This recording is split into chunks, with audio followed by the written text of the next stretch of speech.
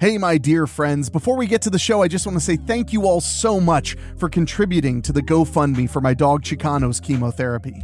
We've raised $4,124, and that's against $8,000 worth of veterinary bills. So if anyone can help in any way, please consider going to weeklyspooky.com and clicking on Help My Dog. But don't worry, he's already received the treatment. I'm just trying to pay off the credit card debt. Everything's going to be all right, and I'm feeling good. And now, it's time for the show. So listen to me and Michelle shoot the breeze.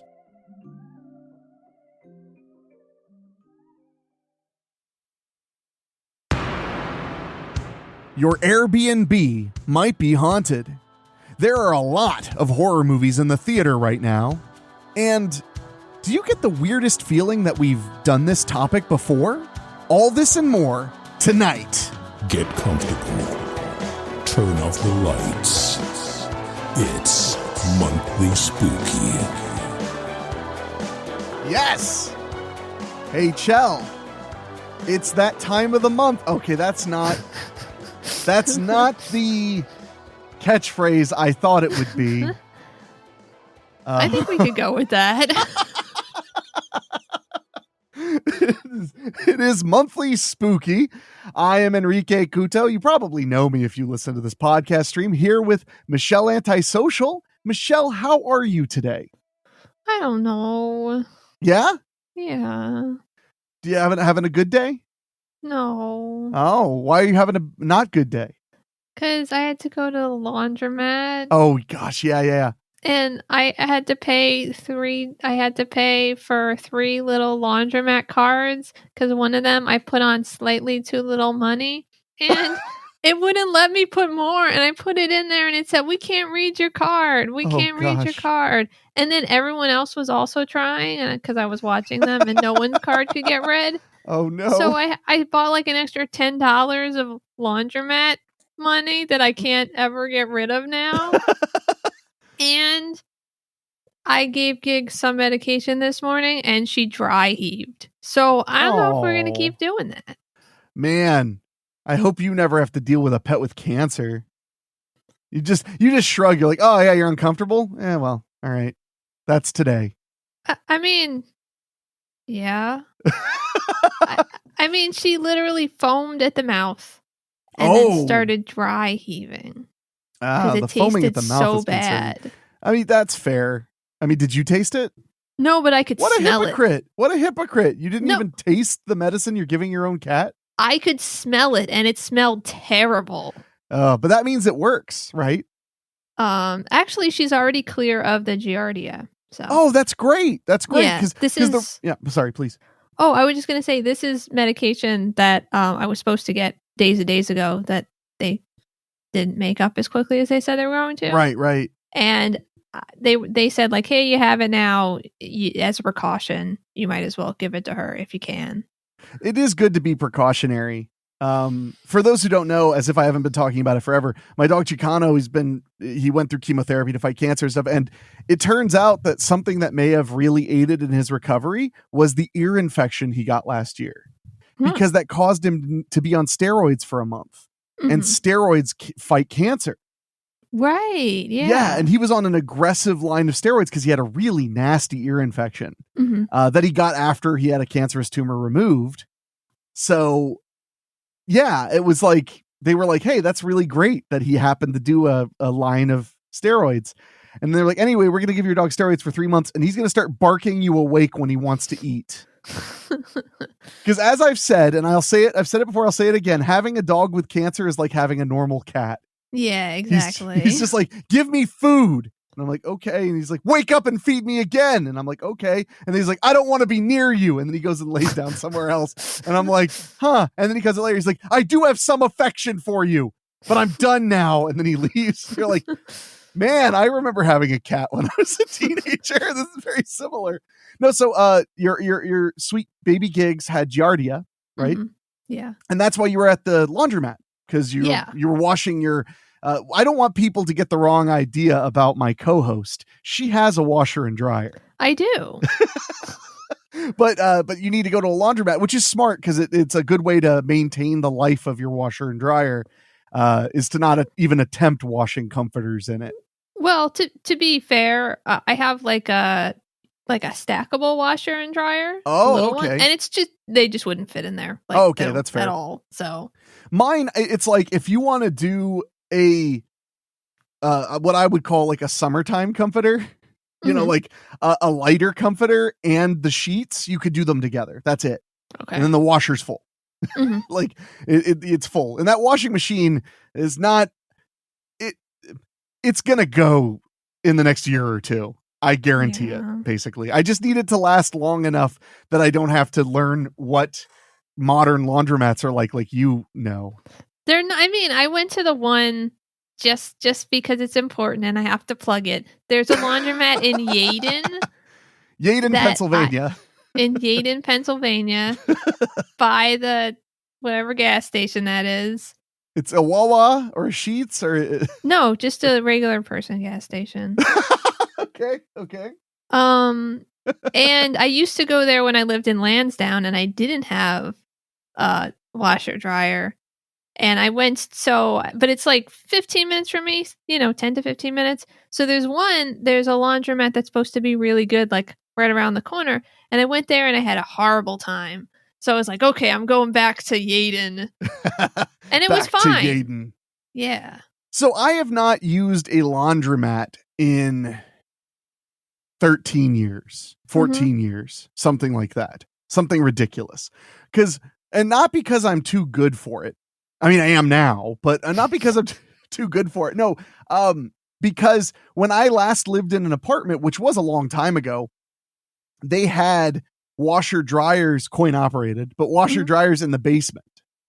So the only time I would have to go to a laundromat was if both washers and both dryers were full, which didn't happen that often that I couldn't just wait. Yeah, exactly. But it did once or twice. Like I needed a load of laundry done. It's probably, honestly, knowing me, it was probably like 8 p.m. on a Sunday. Like I had work on Monday and I had no clean clothes in the house at all. That sounds like me, especially 19, 20-year-old me. That sounds like something I would do. So I went to a laundromat a couple of times, but the laundromat at my old apartment was amazing, by the way, or the laundry room at my old apartment was amazing, by the way, because it had one of those lights that was on a timer.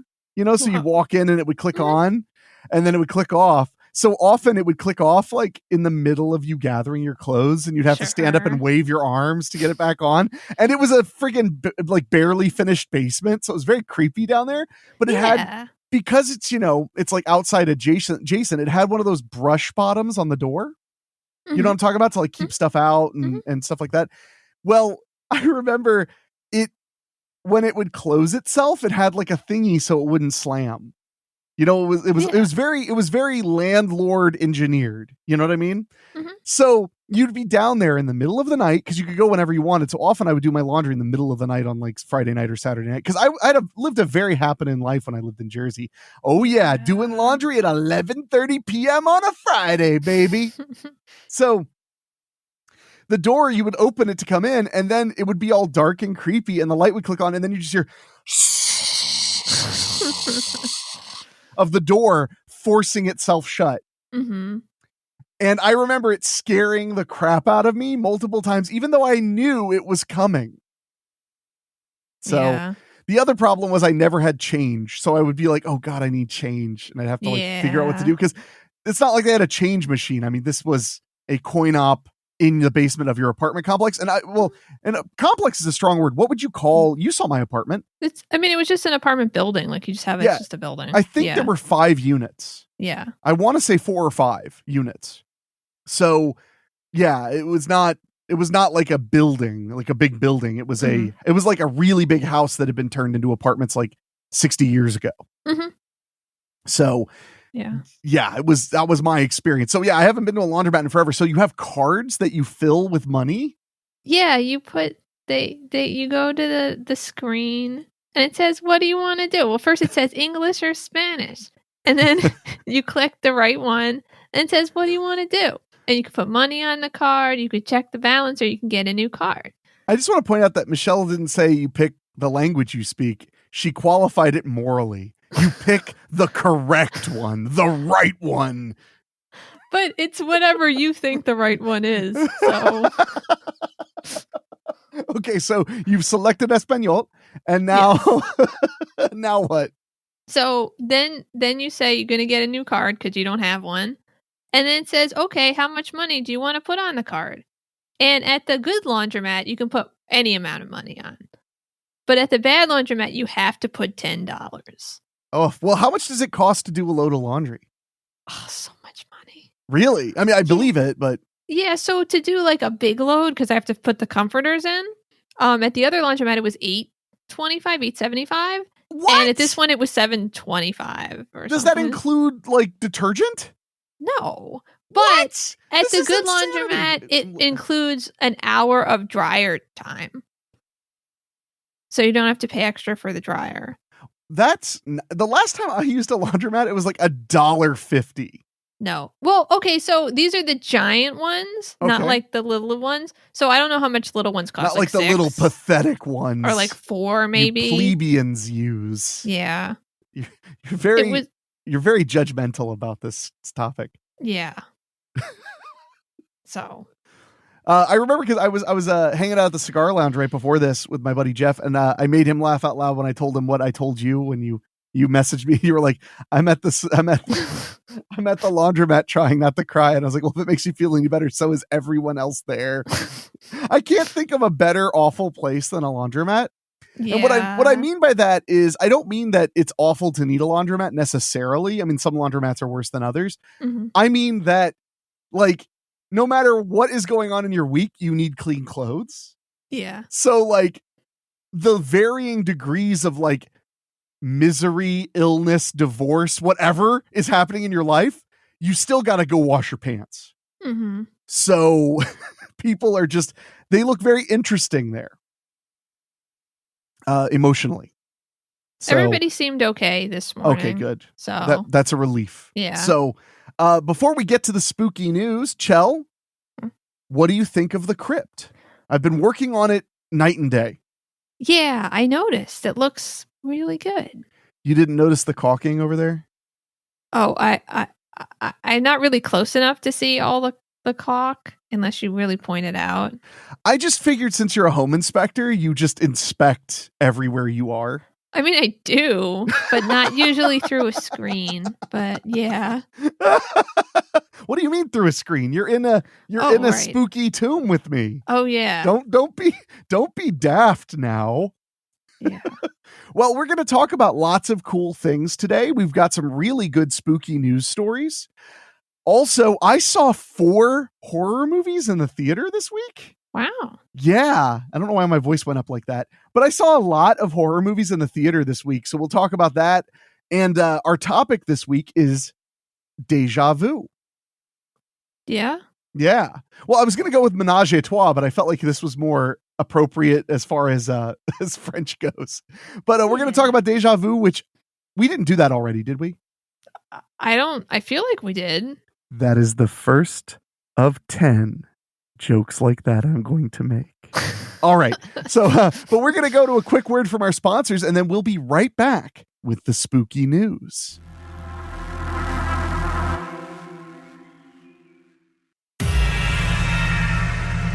Real quick, before we get to the spooky news, I wanted to tell you something funny, Michelle, because you and I have some odd things in common. One of which is that we don't drink alcohols and we don't do drugses. Yeah. Like that's something we have in common. And we also both don't consume a lot of caffeine. Mm-hmm. So recently I've needed a little pep in my step. I've been working on a lot of things. So I started experimenting with caffeine. Because I tried drinking a cup of coffee every day because I've heard there are straight up health benefits to one cup of coffee a day. Mm-hmm. I started forgetting. So I gave up. Oh. So then I started using caffeine pills. Uh-huh. And I really enjoyed that because you can get like slow release caffeine pills. You can get all kinds of different caffeine pills and they're just fast. And most importantly, they're honest. I need this pill for energy. None of this like, I like the taste of the blah, blah, blah. No. I take a pill. But I started looking into energy drinks because there used to be only like 3 energy drinks that all tasted horrible. Now there are hundreds of energy drinks that taste horrible. Yeah. So I wanted to try some new ones, and I found one that's flavor was white gummy bear. And it's delicious. It actually is pretty good.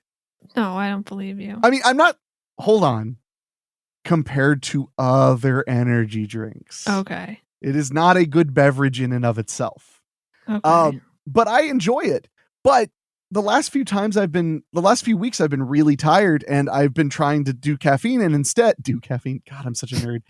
And I would end up like feeling like my heart racing a little bit and stuff. Like I'd feel a little funny, and I was like, oh crap. Because for a while it wasn't doing that.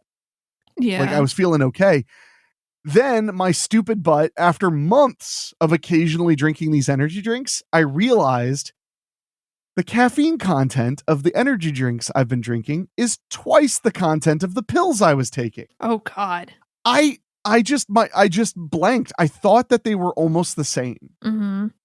But no, it's like 300 milligrams of caffeine in these energy drinks. Wow. So now I drink half of one if I drink any of it, and that's it. Like, okay. and I feel a lot better. So I just wanted to tell you, like, that was one of the reasons I was not having a great time with caffeine is apparently I was consuming twice as much caffeine as I wanted to, let alone what I was comfortable with. That being said, I have not had said energy drink today, but you won't believe it when you hear me rant and rave about today's spooky news. So, Chell, why don't you say it this time? Hi. It's time for the spooky news. It's time for the spooky news. The spooky news. Wow, I was worried it wasn't going to work if you did it, but it worked. Okay, cool. So, so this first story is from, can you guess? Mirror.co.uk. What? You must be a psychic. Sometimes. I'm just kidding. Yes, it's Mirror.co.uk, who is the most prolific publisher of ghost stories on the internet. Yeah. My goodness. And when I say ghost stories, I mean ghost news stories. This one from Mirror.co.uk says camera shy ghosts blamed for restaurant fire 2 days after being exposed on television. What? Yeah.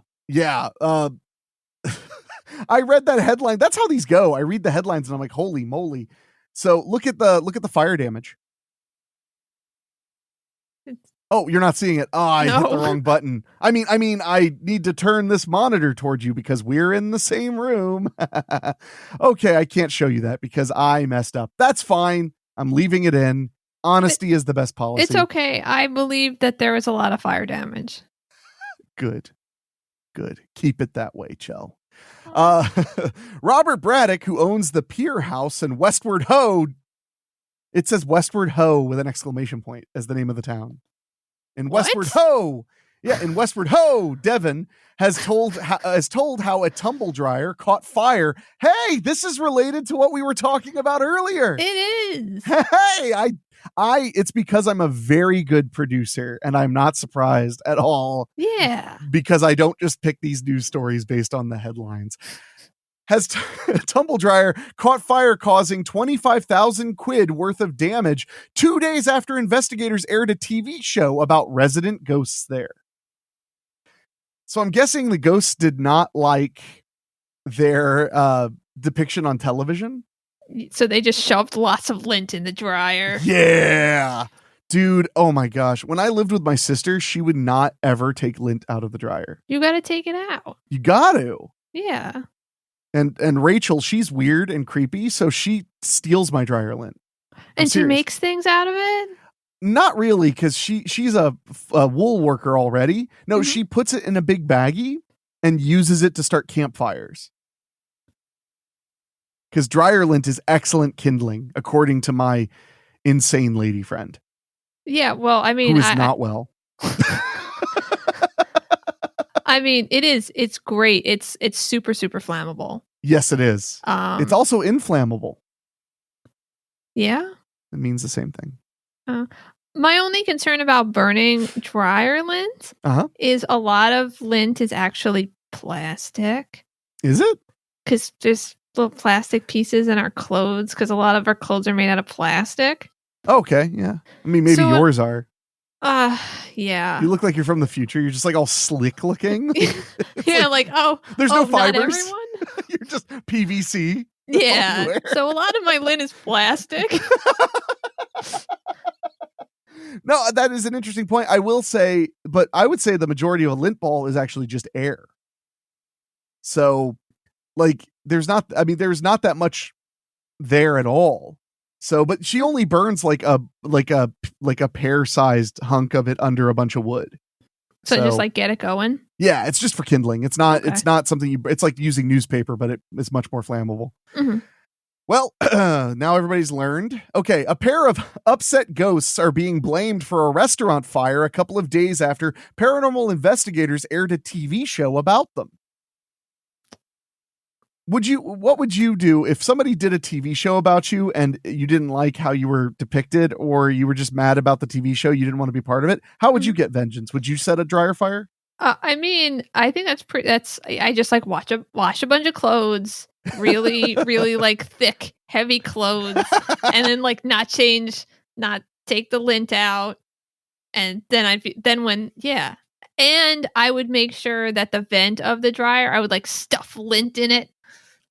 Like the vent to the outside or whatever? Yeah. I discovered yesterday that the vent to the outside of my dryer is completely and utterly like in shambles. You got like I just should have. broken? It's very old. It's like 20 years old. So it's plastic. So I bought a new one and I need to put that on today. But I just, you mentioned it. So I'm a homeowner now. So I'm way more boring. No, it's okay. My dryer vent has a little cage on it, which is not supposed to, because that means it just catches the lint.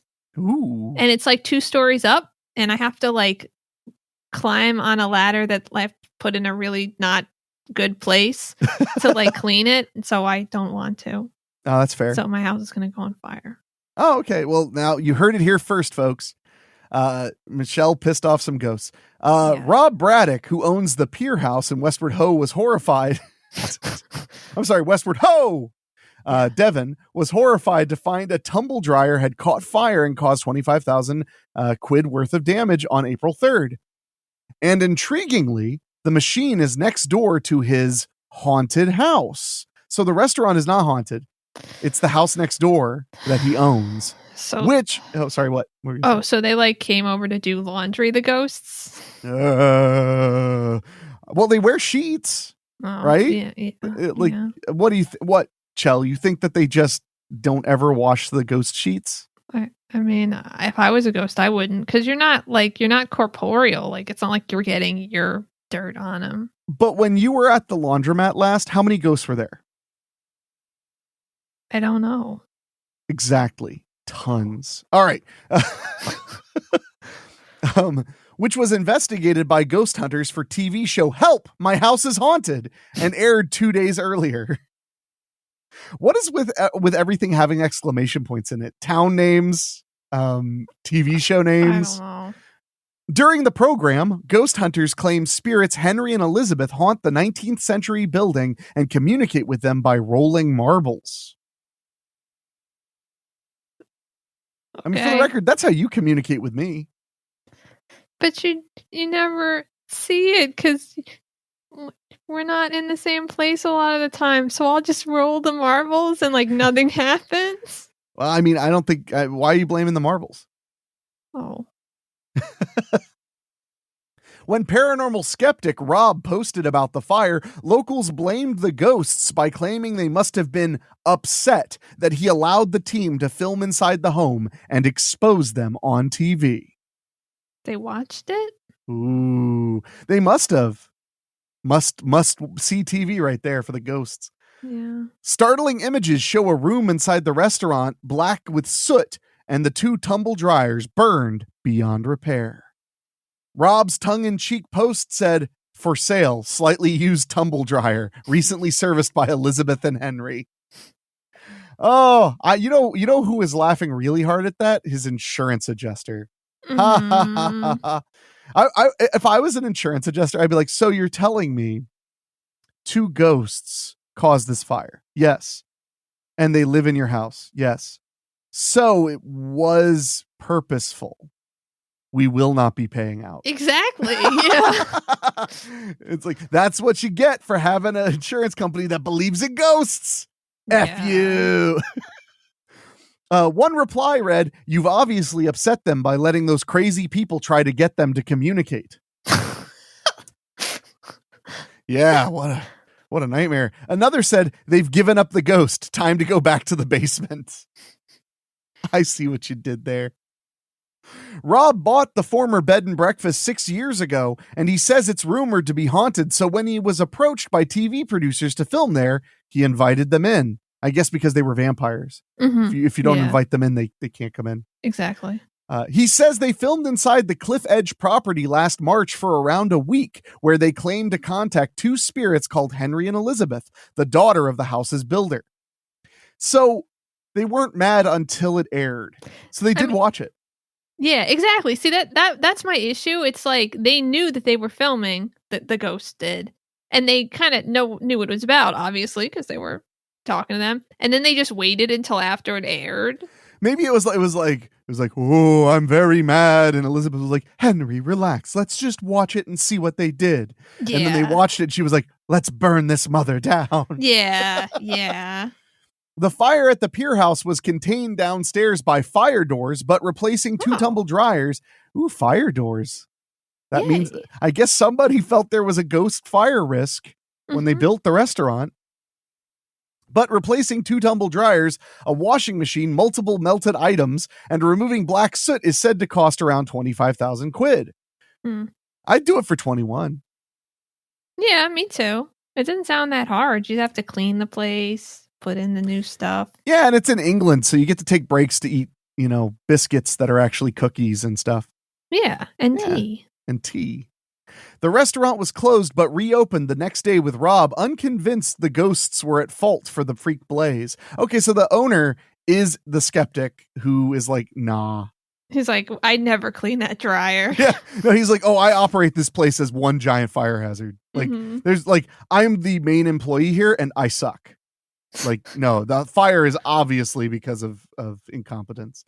Rob from Westward Ho said, as an exclamation point every time, said, quote, "It's a completely bizarre coincidence that this program is aired on Friday night and on Monday I've got the first fire we've ever had. It's not convinced me to believe in ghosts yet. I need to see something firsthand. It looks like something out of Scooby-Doo because it's right on the edge of a cliff. My idea is to refurbish the house into a really nice property." Now you're talking Chell's language. Yeah. The TV people, this is still a quote, "The TV people said we should find out if it's haunted once and for all. Then we can draw a line under it and decide if it's haunted or not. I'm not really a believer." All right. So I guess the question is he not insured, though, for real? Maybe. Like, wouldn't that be covered by insurance or would that not? Things. I don't know insurance things, but it should be. I like that. I don't know insurance things, but it should be. Well, that is the first ghost story from mirror.co.uk. I try not to make this the mirror.co.uk show. Yeah. But sometimes it's hard. They really do have so many news stories about ghosts. So weird. England is just maggoty with ghosts. So this one is a little bit more creepy, but scientific. And Chell, I feel like they should have called you to do this. Yeah. This is from npr.org. A Spanish athlete spent 500 days alone in a cave for science. Yay. I felt like after all the conversations you and I had about going to Antarctica and how you only wanted to go when it was 6 months of night. Yeah. I felt like, okay, Chell's insane. So it's great. You're like, I only want to go during the time that they make you pass a mental evaluation to see if you can survive it. Yeah. After spending almost a year and a half in near total isolation, some 230 feet underground, Beatriz Flamini emerged from a cave in southern Spain and asked, "Who's buying the beer?" The climber and mountaineer had entered the cave in Granada on November 21st, 2021, determined to spend 500 days alone, monitored from afar by a group of scientists to explore the effects of isolation on the human body and mind. I like how it's like, we can't put you in a Red Roof Inn. We gotta put you in a cave. Yeah. I mean, it's like a Red Roof Inn would have the same effect if you put because I'm assuming they just like got the supplies to her like without any contact. So why not just do it at a Red Roof Inn? Then you have a shower and a bathroom. Or at least, because I don't know, because there's still like you could still see out of windows, even if there are curtains. But they have blackout windows. The Red Roof Inn is a very comfortable place to sleep. I am sponsored by Red Roof Inn. Yeah, I know. I was just thinking like a basement, like that doesn't have windows, or that's probably not legal. But well, it's legal if they were willing. It's not legal if you decide for them. Hey, you're going to spend 500 days in my basement. Relax. I just want to take your picture. So, Chell, when you hear spend 500 days alone, are you just sitting there like those are rookie numbers? Got to bump those numbers up. Pretty much. Yeah. Oh, you're my favorite introvert who only seems to be interested in careers that directly involve people all the time. Sucks. Flamini was 48 years old when she went down and 50 when she officially completed the challenge on Friday. She was alone on her birthdays. On her 50th birthday. Wow. Birthdays are a time when you're only supposed to feel metaphorically alone. Yeah. But be literally with people. Mm-hmm. I feel really sad now. That was the saddest thing I've said all day. Oh my God. But so accurate. I know. Oh my God. It reminds me of, I know you never watched The Office because it's a human thing to do. Yeah. But there was a moment in The Office that made me so sad because it was the saddest thing I'd ever heard, but I understood why it was sad. And that's what made it so sad. Mm-hmm. Where everybody's mad at Michael Scott, the boss on The Office. So they decide not to eat lunch with him. Yeah. Which is like really sad, anyway, like it's harsh to not eat lunch with him. So at one point he caves about like changing his mind about something because he's not, he has nobody to eat lunch with. And when he's doing his little confessional, because they do it like a reality show, he says, God, I mean, who wants to eat lunch alone? I mean, eating lunch alone, it may as well be dinner. Aww. And I broke, like my heart broke because I realized like, oh man, I eat all my dinners alone too. May as well be dinner. After resurfacing, Flamini embraced supporters, met with her doctors, and spent nearly an hour talking to the reporters who had gathered outside, which is exactly what we want after 500 days of no contact. Excuse me. Flamini, excuse me, over here. She probably just vomited on them. Yeah, I mean, that's what I would do, probably. I would be curious to hear her talk, although she's speaking Spanish, so I guess it wouldn't be as interesting as if she was speaking my home tongue, because I want to hear like if she talks weird after not speaking to anybody for 500 days. I'm assuming they didn't communicate with her the whole time. Yeah. I mean, I would assume she just had like a panic button, if something was wrong. Let's see. She told them she was ready for a drink and a shower, but could have stayed in the cave longer. Okay, that's a flex. Wow. That's exactly what I say whenever I do something that's really difficult and takes a long time, just to flex and look like I'm a badass. Is I'll be like, I mean, I could have done it longer. Well, do you want to? No. I feel like I proved my point. Like I don't want to show off or anything, but I could. Well, we could totally do it. No. I'm like, I can't even hear you right now because I'm just like so tired, like, quote, I was sleeping or at least dozing when they came down to get me, Flamini said, according to The Guardian. Maybe this is just what I need. Yeah.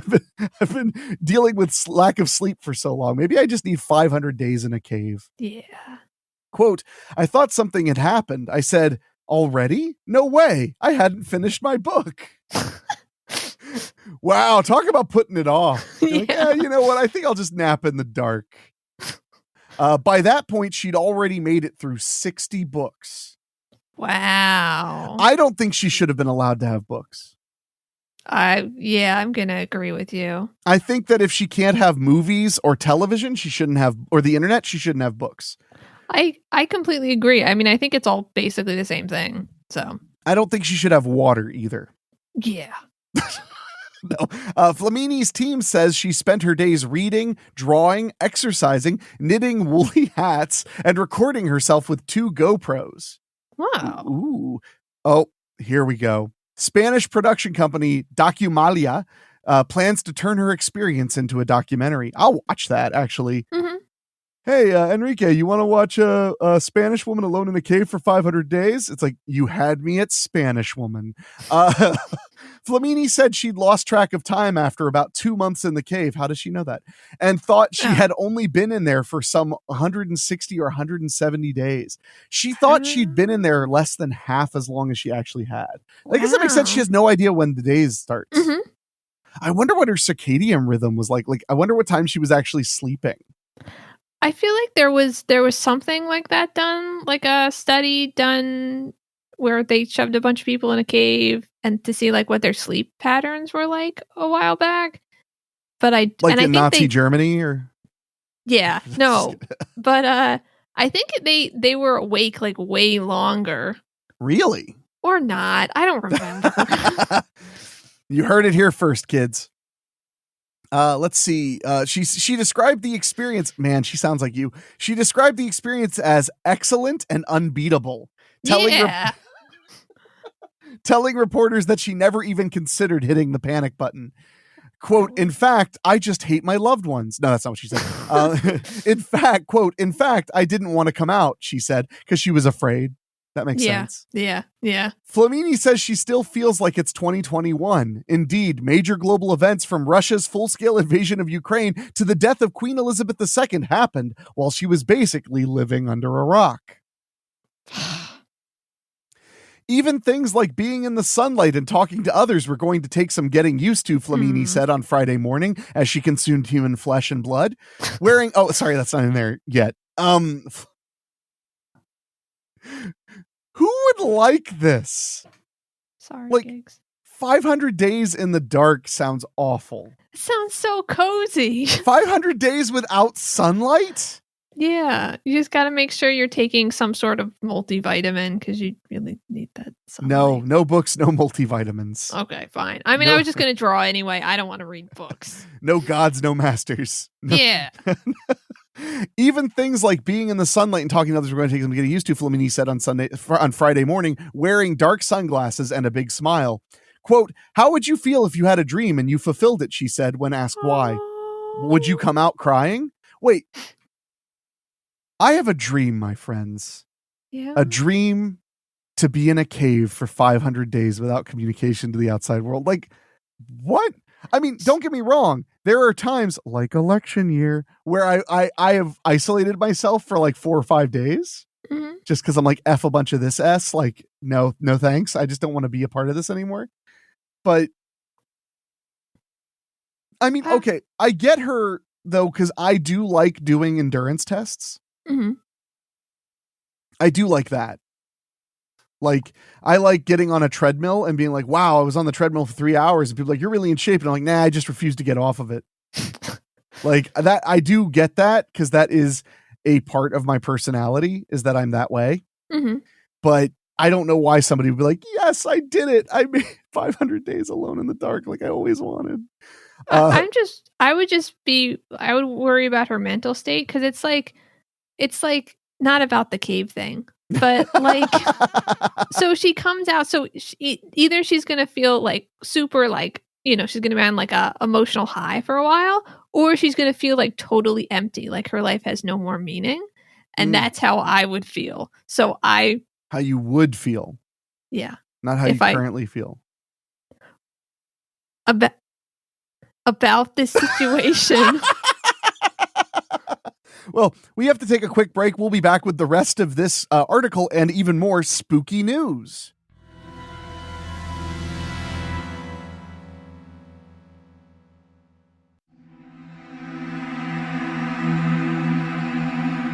And we're back with even more spooky news. We want to finish this news story, which is what I now call Chell's fantasy. Yay. Why don't you talk to scientists? I bet they'd have you go into a cave. There are caves in PA. Do you think they'd pay me? Because I don't want to leave gigs for 500 days. I think they would pay your living expenses so that you could take off work. Maybe you could take a cat. But I'm scared of rabies. I guess I could get a rabies shot vaccination first. I mean, you could. What are you afraid? Oh, you're afraid there are going to be like dangerous things in the cave? They had to have outfitted the cave for like living in there, right? I didn't think so. I just figured it was a cave. I unfortunately, I see no photos. We'll probably have to wait until the documentary. Uh-huh. Oh my God, that scared the hell out of me. Chicano just started licking my foot. That's my dog, by the way. Man, that scared me. Flamini's months in the cave were spent in silence and solitude, but not without remote supervision. What? A team of scientists from the universities of Almira, Granada, and Murica kept in touch with her using special limited messaging technology. That's bull crap. The Guardian reports, they delivered food, including special treats like avocados and fresh eggs, and removed her waste from a collection point every 5. I'm quoting here. Mm-hmm. Removed her waste from a collection point, quote, every 5 poos. That's what the article says. So I guess she has to notify them when she's got 5. I guess so. Yeah. Ring a bell. Mm-hmm. And I guess that means she didn't have like a proper bathroom or shower or anything. See? That's what I said. This is some key. Any scientists out there, I am totally down to do this at a Red Roof Inn. Quote, I left my offerings there as if to the gods, and the gods left me food, Flamini said. Spanish people are weird. Before going I'm allowed to say that, I'm Portuguese. We don't like them. No, before going underground, she told her team not to contact her under any circumstances, even a family member's death. You just hate. This is why Europe is dying. This is why Europe is dying. This like perfectly healthy young woman who was a professional athlete, I guess. I mean, they said she was an athlete. Mm-hmm. Is just like, I want to be in a cave for 500 days in the dark, and I don't want to ever be bothered, even if someone I love is dead. I'm guessing that list was pretty friggin' short. Quote, if it's no communication, it's no communication, regardless of the circumstances, she said, according to NBC News. Quote, the people who know me knew and respected that. Okay. Loved ones, if I'm in a cave for 500 days and you die, I want to know about it. Okay. And if you're in a cave for 500 days and I die, you're going to know about it. I'll haunt you. Yeah, you're going to come. The more you read this, the more it's bullcrap. Yeah. A technical problem forced Flamini to briefly pause the challenge around day 300. Why? The Associated Press reports she spent 8 days in a tent without making contact with anyone before returning to the cave. What kind of technical problem? Oh, but for the record, I don't know, but for the record, the 8 days in the tent, they didn't count that. So she was actually isolated 509 days. Okay. So they did stop the counter. It messes it up though. They should have restarted the counter. Yeah. Yeah, that would have been good. Flamini says she spoke only when recording videos. Quote, I didn't talk to myself out loud, but I had internal conversations and got on very well with myself, she added. But she could talk to herself out loud. That's okay. She just didn't want to, I guess. Why not? Maybe she didn't like what she'd respond with. Ta-da! She went insane. Or maybe when she talked out loud, some things talked back. I'm here. And she was like, yeah, I won't be doing that anymore. Yeah. Actually, this next paragraph, there were tough moments like when she experienced auditory hallucinations. Yay. And when a fly invasion left her completely covered. In flies? Yeah. Wow. But Flamini says there were also, quote, some very beautiful moments, and that staying present and in touch with her emotions helped her make it through. She cried a lot. Is that what that means in code? That's what I think that means. Quote, I was where I wanted to be, and so I dedicated myself to it. Maybe humanity was a bad idea. Yeah. Maybe we blew it. She said, per The Guardian, quote, you have to be focused. If I get distracted, I'll twist my ankle. I'll get hurt. It'll be over and they'll have to come and get me out. And I don't want that. So I guess she was like hiking around the cave. I guess so. I want to know what it was like experiencing that high a level of humidity all the time. I don't know. Annoying. But then it gets normal, you know? I guess so. You get used to it, like a hot Florida pool. or something. Like Florida. You mean Florida? No. Flamini's experience is part of a project called Time Cave. Oh. Which, man, I hope somebody got a raise for that one. Which the AP says aims to study, quote, how someone would fare going solo underground for so long. Mm-hmm. A spokesperson for the project told the Spanish news agency EFE, which I hope they call it FA. Me too. That the isolation experiment was Flamini's own idea and that she is mentally challenged. Oh, I'm sorry. And that she had approached the media production company with the pitch. Wow. Psychologists, researchers, physical trainers, and speleologists, cave experts, with Time Cave studied Flamini's recordings to monitor her well-being. Huh. The EFE reports that scientists at Spanish universities and a Madrid-based sleep clinic are studying her experience to determine the impact of social isolation and, quote, extreme temporary disorientation on things like perception of time and circadian rhythm. Mm-hmm. Like what you were saying. Yeah, we're geniuses. Flamini said she will continue to let doctors study the physical and mental impact of her time in the cave before planning her next mountaineering and caving projects. Okay, yeah, she just likes being in caves. Yeah. No, that makes a lot more sense that she just likes being in caves. She's like, I want to be in a cave for a really long time and miss my loved ones' moments. Yeah. Well, I mean, also, like, maybe she, like, it's just her passion. So maybe she's, like, always in caves and she's like, how can I make this profitable? Now you're making me like her. Yeah. So that is Chell's fantasy, the 500 Days Alone in a Cave for science. So I'll see if I can get you signed up. Okay. I mean, again, I don't think I can because I don't know. I mean, I think gigs would be okay in a cave for 500 days. She'd have all kinds of bugs to eat. And things. But then it would be hard to find her because she'd just like go places. Well, speaking of unspeakable horrors beyond all human comprehension, let's talk about politics. Oh. Colombia's president removes police chief who cited using exorcisms to catch fugitives.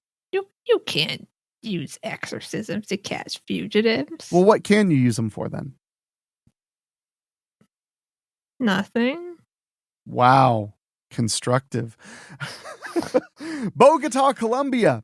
Colombian President Gustavo Petro on Wednesday removed the national police director who had talked about using exorcisms to catch fugitives. Neither Petro nor the defense ministry elaborated on reasons for the dismissal of General Henry Sanabria, a staunch Catholic, I would hope, who was appointed by Petro in August of last year. Wow, he wasn't even in a whole year, and he's already busting out the exorcisms. Wow. Yeah. Okay. I mean, why not? But Sanabria was under an internal investigation by the ministry over whether he had inappropriately allowed his religious beliefs to infringe on his duties. I don't know if it's infringe. Sounds more like assist, augment. Yeah. I mean, it sounds to me like he was just trying his best. Yeah. I mean, I don't think this is wrong. I don't know if it is going to work, but sometimes when you're trying to, solve a problem, you try a lot of things that don't end up working, and then and it's okay to fail. So it just makes me imagine that it would be like, it'd be like, you leave this woman's body. No, priest, your mother sucks cocks in hell. And then he's like, okay, where is the man who stole from the grocery store? He's at his mother's house. Thank you. And that's it. That's how it went. I talked about exorcists a lot on my live stream the other day. Oh, really? Yeah, because I'll talk about it more a little bit later, but I saw The Pope's Exorcist, the movie, and it was actually really good, but the true story it's based on is, of course, obscenely stupid, as is the tradition of horror ghost stories. Yeah. Sanabria had unleashed a debate about the impact of his faith on the police after his statements in an interview last month, including that police had used exorcisms to catch drug kingpins and guerrilla leaders. Man, sometimes you just can't turn it off. Guerrilla leaders. He also issued a strong condemnation of abortion, which is legal in Colombia. Although Colombia is predominantly Catholic country of conservative and religious traditions, it is a secular state under its constitution. Petro, who was sworn in as the country's first ever leftist president last August, said that Sanabria would never be persecuted over his religion. Well, that's a campaign promise you lied about. Yeah. But that there must be separation between religious beliefs and the state. Mm-hmm. Okay, I mean, good on you. You know, I feel like my question would be, how's his record? Yeah. Like, does it work? Yeah. Like, is he catching lots of drug kingpins and fugitives? Yeah. Or is he just like, you know, playing exorcist with government money and resources? I mean, it's possible that this isn't really the reason. I mean, that he was fired, you know, and they were just like, oh, we got to come up with something. Oh, you know those exorcisms that you were doing? Yeah, it's not okay. I feel like that's not good business, though.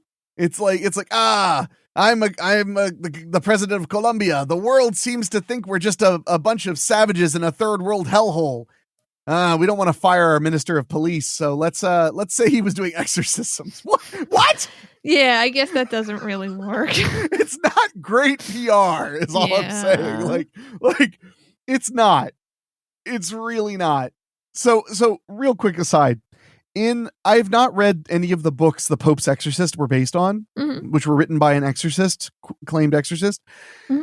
But one of the claims the movie makes is that they discovered relics that were hidden by the Catholic Church that proved the Spanish Inquisition was actually committed by high-ranking people at the Vatican who were possessed by demons. Oh, wow. And that the Spanish Inquisition was caused by demonic possession and not by cruelty of Catholicism. And my first thought was, wow, that's a great way to absolve yourselves. It is. But then I realized it actually makes perfect sense to hide that.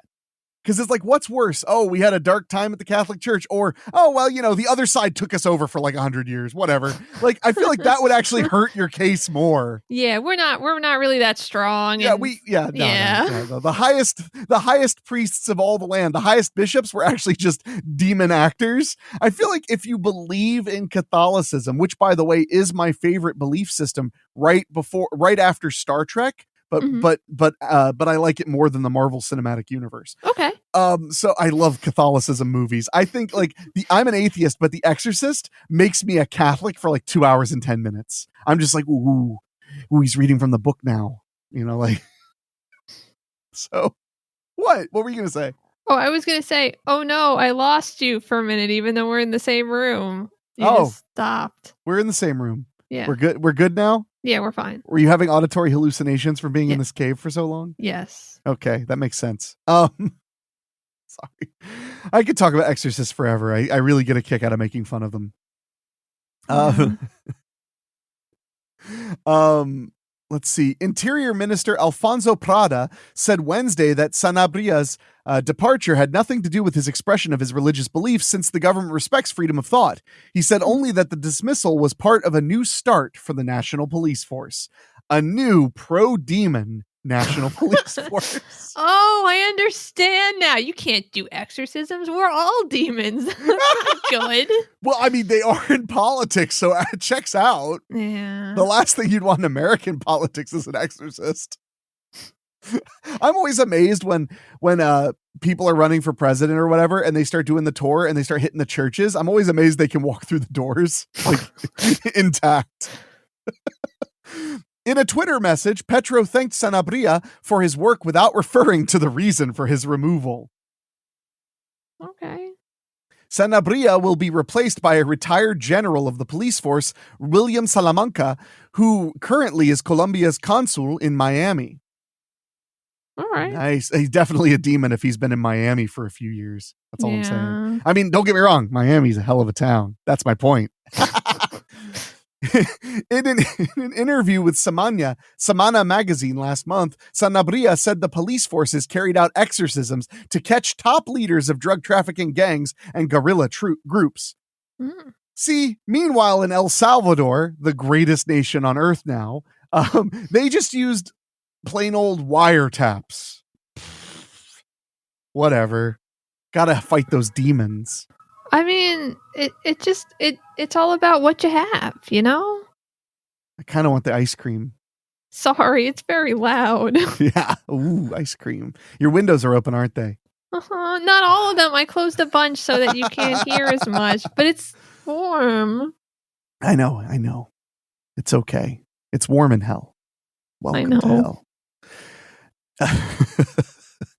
He also spoke out strongly against abortion, which has been legalized in Colombia by the Constitutional Court since February of last year. Sanabria said that abortion is, quote, a very serious sin because it implies, quote, killing a little person who is being formed. I like the laugh you're having because, that is the only argument. I mean, good work. Yeah. Like, if you're going to be anti-abortion, I mean, that is it. Yeah. Unless, I guess the only other argument you could have is I am opposed to all medical procedures. Mm-hmm. Yeah. Do not go to the eye doctor. Forbidden. Not okay. So, Chell, before we go to a break and we come back with a few more news stories, I have been really fascinated by Jewish folklore. Yeah, because the Jewish religion really isn't big on pushing all of the demon stuff that they totally have in the Torah and stuff. There's totally demons and creepy stuff. I mean, we did an episode about the Dybbuk, right? And the Golem, the Golem. It's Golem is the guy in Lord of the Rings. Golem is the clay creature made by a rabbi who came to life. Yeah. Why do you think? I mean, as a Jewish person, why do you think it is they don't ever talk about the awesome parts? I don't know. Maybe they do. It's just that there's not a lot of Jewish people. They just don't get to hear about it. Whoa. But I mean, you went to temple at least for a little while, right? No. You never went to synagogue? No. Because it was too expensive. That's not a joke. You told me that. No, I know it's not a joke, but it's not that we didn't go because I mean, it didn't help that it cost money to go to synagogue. Yeah, I mean, I also went to church for a while. So what denomination? Presbyterian. Oh, I knew that. Sorry, we've just been friends so long. Sometimes I forget I already know everything about you. Yeah. Well, that's adorable, being on the East Coast and being a Presbyterian. Meanwhile, I was in Ohio being a Pentecostal. What? We spoke in tongues. Yeah, it's pretty cool. No, honestly, it is pretty rad. If you're going to take religion at face value for just what is the bossest, it's totally Catholicism, Pentecostalism. Those are the ones that are really Lord of the Rings. Mm-hmm. Yeah. Highly recommended. Yeah, Presbyterians just they're just oh, we're some people. Nobody sing. We don't want to scare anyone. Did they sing? Did they sing? Yeah. Really? Yeah. You think the Presbyterians don't sing? The only churches I went to Pentecostal churches and I went to Southern Baptist churches. Mm-hmm. We sang a lot at the Southern Baptist church. Mm-hmm. At the Pentecostal church, we sang a little bit. So, but those were the churches I went to. Oh yeah, I mean, we sang a fair amount. So yeah.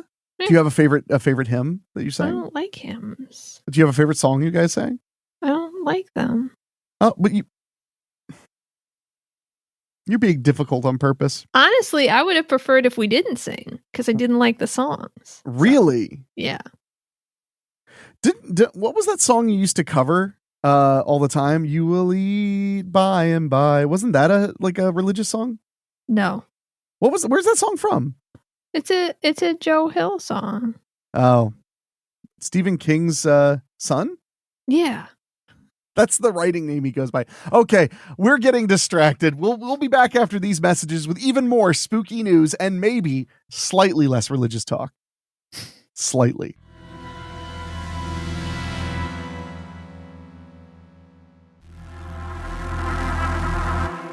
Now we're back with even more spooky news. And during the break, Chell became a Roman Catholic. Yeah. Which I really dig. I think that is so cool. Thanks. So nothing else has changed. It's just that. Yeah. It's just that statement. So this next one is from, I know, shock, mirror.co.uk. And I really like this one because, so one of the reasons I lean into mirror.co.uk is not just because they have so many ghost stories. Mm-hmm. It's because they have so many haunted place stories. Mm-hmm. And I love talking about buildings with you, Chell, because you love buildings. I mean, you became a home inspector. Chell did not become a home inspector the way maybe you would imagine people become home inspectors, which is just like they kind of fall into it and they're like, I'm going to do that, or I'm going to go work someplace. Chell likes houses. Yeah. You do. You sincerely enjoy houses. Yeah, they're cool. Yeah. So you were like, I want to work in houses, but I don't necessarily want to be a real estate agent, I think was kind of the decision. Yeah, because I don't want to sell things. That was too much. Too much pressure. You used to be a rental agent, basically. Mm-hmm. Yeah. So, and you didn't enjoy that very much. It was okay. Actually, being like a regular real estate agent probably would have been less stressful. Yeah, sure. But yeah, it's just, a little bit too much like people. And then you got to like help them with things. And then you got to set up deals and you got to negotiate. See, that all sounds good. Yeah. No, you just like the part where you're like, this place is bad. Yeah. Bye. Yeah. But now that you're a Roman Catholic, you can come to them and be like, this house is clean. Yeah. You could add that to your thing, like, and I'll also do a demon check. I'm just saying, I feel like you're really not cashing in on your exorcist potential. Yeah, you're probably right. But anyway, so that's why I love bringing up haunted places, because I know you like houses. Yeah. So this story from mirror.co.uk, Airbnb host warned home is haunted as guest claims he saw ghost for 10 full minutes. 10 minutes? Yes. How do you own an I guess you just like never are there. You just like buy it and then you like put a coat of paint over all of the outlets and then you're like, I'm a landlord. Exactly. Ta-da! I have a buddy who's a landlord. He sent me a Snapchat of doing that one time as a joke. Oh, really? He was doing like an overhaul of everything. Mm-hmm. So as a joke, he just sent me a video where he was like, I fucking love being a landlord. And it was just him wiping a white paintbrush over like light switches that were really old and outlets that were really old. Just like doing it. Yeah, that's it's against code. You can't have paint on your outlets. I know. It's just really funny because it's like everything's fixed by painting over everything. An Airbnb host was sent a chilling warning by a guest staying at his property who claimed the home was haunted, as he reported he saw a ghost for, quote, 10 full minutes. That's rough because, like, generally if you see a ghost for 8 full minutes, it's considered like, it's like whatever. But 10. Yeah. Uh-oh. The host named Nalin Jha, I think I'm saying that right, took to a Facebook group for professional hosts to share the messages his guest had sent him, where he was asked if, quote, something bad had ever happened in the apartment he was staying in. Chell, I think I just figured out what I'm going to do from now on when I stay at Airbnbs. Yeah. Had a really 5 stars, had a really good time. Great location and amenities were awesome. Air conditioning kept the room crisp. Saw a ghost for 10 full minutes. Yeah. When Nalin, who has been hosting his property on Airbnb for 12 years. Wow. Okay, the guy must be a crank then, because like 12 years, somebody would have said something, right? Well, maybe everybody was being really polite. Oh, I thought you were going to say, well, maybe they just aired a TV special about them, so now they're bad. Oh, damn, sorry. Call back.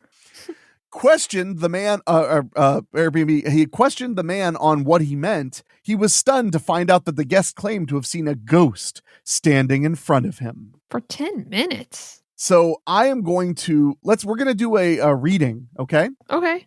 So I want you to be the Airbnb host. And can you read that? Is that Nalin? Is that the Airbnb? Yeah, that's the host. Okay. So, and I'll be the guest. Okay. Okay. All right, here we go. These are texts. My room, first floor. Something bad happened there? Hi, Marcus. Yes, your apartment is the first floor. What happened? I saw a ghost for 10 full minutes at 1 a.m. Sorry, ghost? Where? Let me come meet you. Are you in the apartment? That was perfect. Thank you, Chell. You're welcome. In the messages, which were shared on a group named Airbnb VerboBooking.com professional hosts, the guest first texted Nalin to ask, my room is on the first floor. Something bad happened there. And a confused Nalin replied, hi, yes, your apartment is on the first floor. What happened? But the host wasn't prepared for the guest's answer as he wrote back, I saw a ghost for 10 full minutes at 1 a.m. The screenshot Nalin shared up to the Facebook group then cuts off, so it is unclear what the conclusion of the ghost story was, but the host captioned the image, quote, after hosting for 12 years on Airbnb and hosting around 10,000 guests, I thought I had seen it all. But, well, I was wrong. Fellow hosts in the group were left in stitches by Nalin's post, with many joking he could now up his prices by claiming the apartment is a, quote, haunted attraction. Mm-hmm. That is thinking money. Yeah. While another added, quote, charge extra for the paranormal package. And another wrote, add that to your listing. People actually pay to stay in homes that they believe are haunted. Also, paint over the outlets. Sorry. That's not what they said. Several others said they needed to know what happened next, as Nalin's post left many on the edge of their seats, wanting to know what became of the guest and the ghost. Also, they had been in a cave for 500 days. Okay, I added that part. Meanwhile, another Airbnb host was previously left baffled after they had a guest who couldn't work out how to open the fridge, turn on the oven, or even locate where their takeaway was when it was delivered. Oh. I just want to point out that underneath this, because that was the end of the article, but underneath that, it says, do you have a story to tell or story to sell? Get in touch with us at yourmirror@trinitymirror.com. Chell, cool. I smell a side hustle. What are we going to sell story-wise? I mean, I'm assuming it'll have to be about ghosts. I think that's all they buy. Yeah, we gotta meet some ghosts so we can sell a story. You could write an article about the printer being a ghost in your house. But it wasn't a ghost. Dude, I bet they would buy it though. No, you can reveal at the end it turned out to be a printer, or it was ghosts. It's never been proven it wasn't. Chell, I just made you like $300. You should probably made me like $10. They really don't. They probably pay like 40 cents a word. No. Or maybe 15 cents a word. Or maybe 7 cents a word. Or maybe you pay them. I forget how this works. Yeah, I probably just pay them. So we've got one more news story. And this one is from your hometown, Chell, of NPR.org. Chell listens to NPR. I guess she has trouble falling asleep. But this is the opposite of a ghost story, Chell. It's not a ghost story. Police came to pull a Jeep out of a lake. They found a woman inside. Alive. Oh, man. Yeah. I chose this one because this is straight up nightmare fuel. Yeah. It started with a call from a fisherman who said he saw what looked to be a black Jeep virtually submerged in a large lake in Marion County, Texas. Huh. Not until later, after a tow truck came, did anyone realize someone was in the vehicle and they were still alive. Oh, my God. My thought, if you see a vehicle like floating in a lake or like sinking, I would assume there is someone in it. Me too. Because cars often have people in them. Sometimes. Is that weird? I mean, if you think about cars existing, they probably have people in them less than they do not have people in them. Well, and here's a photo of the incident for you, Chell. Yeah, it's just barely the hood of a car. I would think that there was someone in there. It looks like the ground over there is pretty even. So it looks like someone could easily drive out into the water. You did that once, didn't you? You just drove into a lake? Yeah, of course. You're like, every day, all the time. Yeah. It's fun. Quote, "We do not know how long the Jeep was in the water," Captain Chuck Rogers, an investigator at the Marion County Sheriff's Office, told NPR. And that's just one of several questions that remained unanswered about the unusual case. I'm really getting nervous about where this story is going because I feel like you would have asked the person. Yeah. Unless they didn't actually survive. How long were you in the water? I've learned from reading news stories and watching news things on podcasts and live streams. Don't get too jovial until you guarantee there was no death. Oh. Because like the other day I was watching a exorcism video and I was like, haha, look at this dummy, and haha, look at this dummy. And then it played a recording call of a woman saying, "I didn't mean to shoot my husband in the head. I'm so sorry, he's dead, but I swear it was a demon." And I was like, ha ha ha, these are all lulls. Yay. I don't feel bad. I sleep great at night. After that initial call on Friday morning, it took deputies around 18 minutes to reach the scene at Lake the Pines, which sits between Dallas and Shreveport, Louisiana. It took a little longer for a truck from a nearby wrecker service to arrive. The Jeep was far from shore, about 40 feet out in the water from Woody's camp boat ramp. And it's by a boat ramp. Yeah. That's why, Chell. That's why it was such like flat land and why there's a boat in there. See right there, you can see the back of the Jeep. Yeah. Yeah. So what we're seeing for those who are listening, which is that's it, because there's no visual component to the show. You can see like the back window of a Jeep just barely peeking out. Mm-hmm. Man, that's terrifying that there was a person in there. Is this a fear you have of being stuck in a car that's submerged in water? I mean, it's one of my many fears. Where does it rank in your top 30 fears? I actually think it's pretty far down. Really? Because I've watched so many things about being in a car when it's underwater. And how you're just supposed to pull the headrest off and shatter the window? Or like you could go out through the trunk, because I watched Mythbusters. Oh, yeah. So I feel pretty comfortable that I would just die. Supposedly the reason when you take your headrest off, supposedly the reason they're pointy is to break windows. That's what the internet told me, at least. Well, it makes sense because if you look at like what breaks windows well, it's just a little tiny point. That's hard metal. Yeah. So, because people who break into tons of cars, they wear gloves with little tiny metal points. So they can just slap the window and it shatters. Cool. Yeah, crime is cool. Yeah. I would assume someone was in this when it's near a boat ramp. Yeah. Yeah. There's I would no assume reason that somebody backed in. There's really no reason to assume that someone is not in this. What I'm saying is, if it were me, and this is completely untested, I would have jumped into that water. Mm-hmm. I would have opened that door. I would have saved that woman. Yeah. And then I would have ended conflict in the Middle East. Yeah. That's what I would have done. I mean, you could still end conflict in the Middle East now if you want. Maybe. If I'm in the right place at the right time. So the fisherman who called authorities stuck around using his boat to help a tow truck worker get out to the Jeep and hook up a tow cable. Mm-hmm. Oh, that's really nice of him. Good on him. Yeah. Quote, it was at that time they saw the woman inside the Jeep, the captain added. Abruptly, what began as a salvage job became a rescue. The fisherman and tow truck driver helped to get the woman out of the vehicle, pulling her into the fishing boat. Wow, that's amazing. That's what that picture is. I didn't even realize. Look, you can see them pulling her out. Yeah. Wow. Deputies called an ambulance. In the meantime, the woman was put in a car to keep her warm. She was later taken to a hospital. The woman's identity has not been released. Fair enough. Man, that's terrifying. I'm sorry. I've got like chills.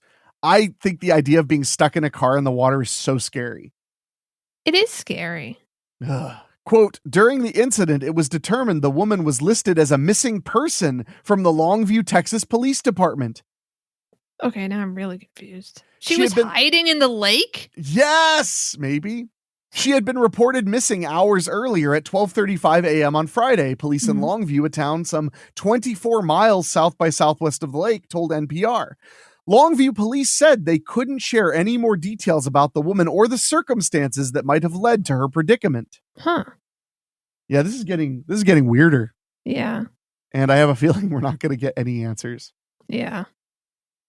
Given the details of this case, we are unable to release any information at this time, said Melissa Dobbs, records administrator at the Longview Police Department. As for how the Jeep came to be in the lake, the sheriff's department says it hasn't turned up anything suspicious about the incident. The boat ramp the vehicle apparently used to drive into the lake sits after a slight curve from a long and roughly straight rural road. Quote, there was nothing uncovered during the investigation to suggest this case was anything more than an accident, Rogers said. My first guess would have been suicide attempt. Yeah, me too. Yeah. Like this sounds like a suicide attempt. It does. Because like the other thing is like if she's alive, because I got freaked out that maybe she died like after they saved her, but apparently not. Yeah, that sounds like a suicide attempt. I'm not trying to be dismissive or insulting or insensitive, but it sounds like a suicide attempt. Like she drove to where she knew she could get into the water and then went into the water. And the fact that she was alive, nobody asked her. They asked her what happened. They had to. Somebody asked her what happened. Like that fisherman said, "Yar, what happened?" Because that's how fishermen sound. Yeah. Well, fishermen that use boats, not trying to be offensive. But yeah, he must have been like, what happened? And she had to have said something. Yeah. So I feel like in my experience, when the media says nothing, it's drugs or suicide. Yeah. It could have been drugs. I mean, maybe. She was like, I just want to be alone so I can do drug. You know? They were like, well, okay. And she was like, all right, I'm going to jump right into this lake in my Jeep. That's sad. I'm glad she's okay. I hope that she is all right. And I want to say good on that fisherman. Seriously. For like, not only for calling somebody when he saw what appeared to be an abandoned vehicle, but for staying there. And then when the tow truck driver got there being like, hey, I'll help you tow this thing out. Yeah. Good on him. Because that woman definitely would have been dead. Like absolutely would have died.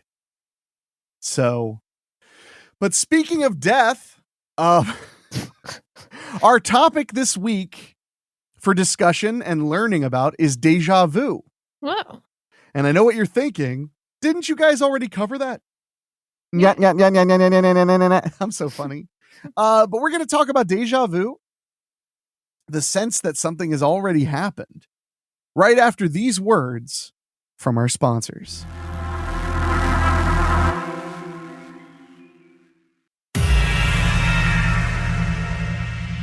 Now that we're back yet again, I want to ask you, Chell, have you ever felt like you've done this before? This? Anything. But yes, this. Then no, but also yes. See, I feel like I've heard you say that before. Huh. Yeah, it's getting weird. I have always been fascinated by the concept of deja vu. And not just because it's fun to say French. You know, what are the three French things that you know, like, as a phrase? Because I know déjà vu, je ne sais quoi, which means I don't know what. It means I don't know what. And ménage à trois, which you ask your parents. So what about a la mode? Isn't that French? Ooh, look at you coming out the gate with a la mode, which is in the fashion. Yeah, or an a la carte. There we go. Ooh, now I'm hungry. Did we say hors d'oeuvres yet? You mean hors d'oeuvres? Yeah. Hors d'oeuvres. Yeah, hors d'oeuvres. That's a good one too. Look at you. French fries. Yeah. Yeah. I'm in such a goofy mood today. Well, we're going to talk about deja vu, which is the sense that you've been here and done this before. Do you find yourself suffering from deja vu much? Yeah. Yeah? Yeah, a lot. Do you remember the last time that you felt deja vu? Actually, I don't. It's been the last maybe couple of weeks I haven't really had any, but there was like maybe a few weeks ago, it was like every other thing. I was like, huh. That's the weird thing about deja vu too, is it's kind of hard to remember. Like it's like dreaming. Like I remember that I dreamt something scary or I dreamt something funny, but I don't remember what it was. I had deja vu. I was walking down the street. No, I was working on my yard, and I had the weirdest feeling that I had cleaned up the exact same garbage from, I was about to insult my neighbors. Not really. We have had really high winds the last 3 or 4 days. So I find trash because I have a hedge. Yeah. So the hedge just catches garbage. Yeah. And it stays there. Thanks. Yeah, it's funny too, because I'll be like, I wonder if this is my trash or the neighbor's trash. And then it's like a Miller Lite box. And I'm like, well, this is my neighbor's trash because I don't drink alcohols. But no, I feel deja vu every now and then. Sometimes I'll be watching a TV show and I'll be like, didn't I watch this episode already? And it's like, I can't have, because this is the new episode. So, but it always makes me feel just a little unsettled. Yeah. And that's why I wanted to talk about it, because I've never actually sat and thought about deja vu. Like I've never actually sat and really considered, like, what is up with deja vu? I know some people think that deja vu is like your mind, reusing information to save time, which your mind totally does that. Like, have you ever done that thing where you read like a sentence where the words aren't in the right order, but you can totally read it? Yeah. Because you don't actually read. You guess super fast. Yeah. So, I mean, it's the same thing with actual letters in words being out of order. Yeah. Your brain just goes like, okay, I recognize these letters. It's probably this word. Oh yeah. No, and then there are other things too, like you ever do that? Have you ever done the silk trick? I don't know. I want you to try this for me. I want you to say silk 5 times. Like use your hands to count and just say silk, silk, silk, silk, silk. And then I'm going to ask you a question. I want you to answer it. Okay. Oh man. Okay. Okay. And go. Silk, silk, silk, silk, silk. What do cows drink? Milk. No, they don't. They drink water. Isn't that fun? Yeah. Okay. Okay. Here, spell the words that I'm saying to you. Okay. And then answer my question. Spell pop. P-O-P. Top. T-O-P. Lop. L-O-P. What do you do when you get to green light? You go. You were going to say stop. I was. These are party tricks, by the way, that are very fun. The other one I always heard was you ask somebody, how many of each animal did Noah take on? Oh, fuck, I fucked it up. Never mind. 2. No, you're supposed to say, how many of each animal did Moses take on the ark? And people say 2, and then you go, it was Noah that took the ark. It's stuff like that, because they're just playing on the fact that you assume you know the context of things. So yeah, I'm a real big fan of the silk, silk, silk, silk, silk. What do cows drink? Milk. Damn it. I love that one. But no, so my point is, yeah, your mind fills in spaces and gaps all the time. And it's really just to save bandwidth.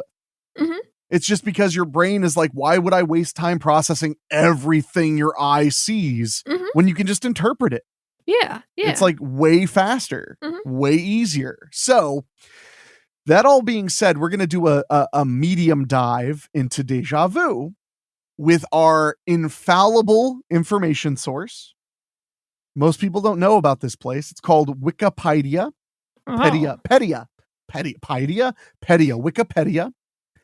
And it is where all information is completely true. Yeah.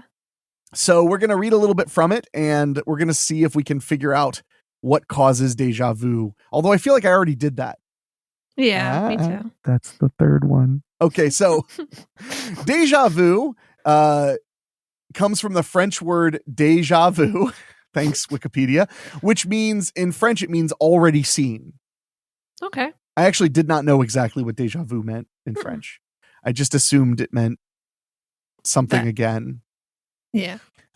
It's a French loan word. Oh, that's what you call that. A loan word. A loan word? Loan word, when you use it in other languages, you say déjà vu. Loan, like L-O-A-N? Yeah, loan word. Yeah. Not a loan word, a loan word. Yeah. Listen with your ears.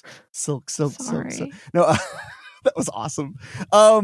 Is a French loanword for the phenomena of feeling as though one has lived through the present situation before. It is an illusion of memory whereby, despite a strong sense of recollection, the time, place, and context of the previous experience, previous in quotes, are uncertain or impossible. Mm-hmm.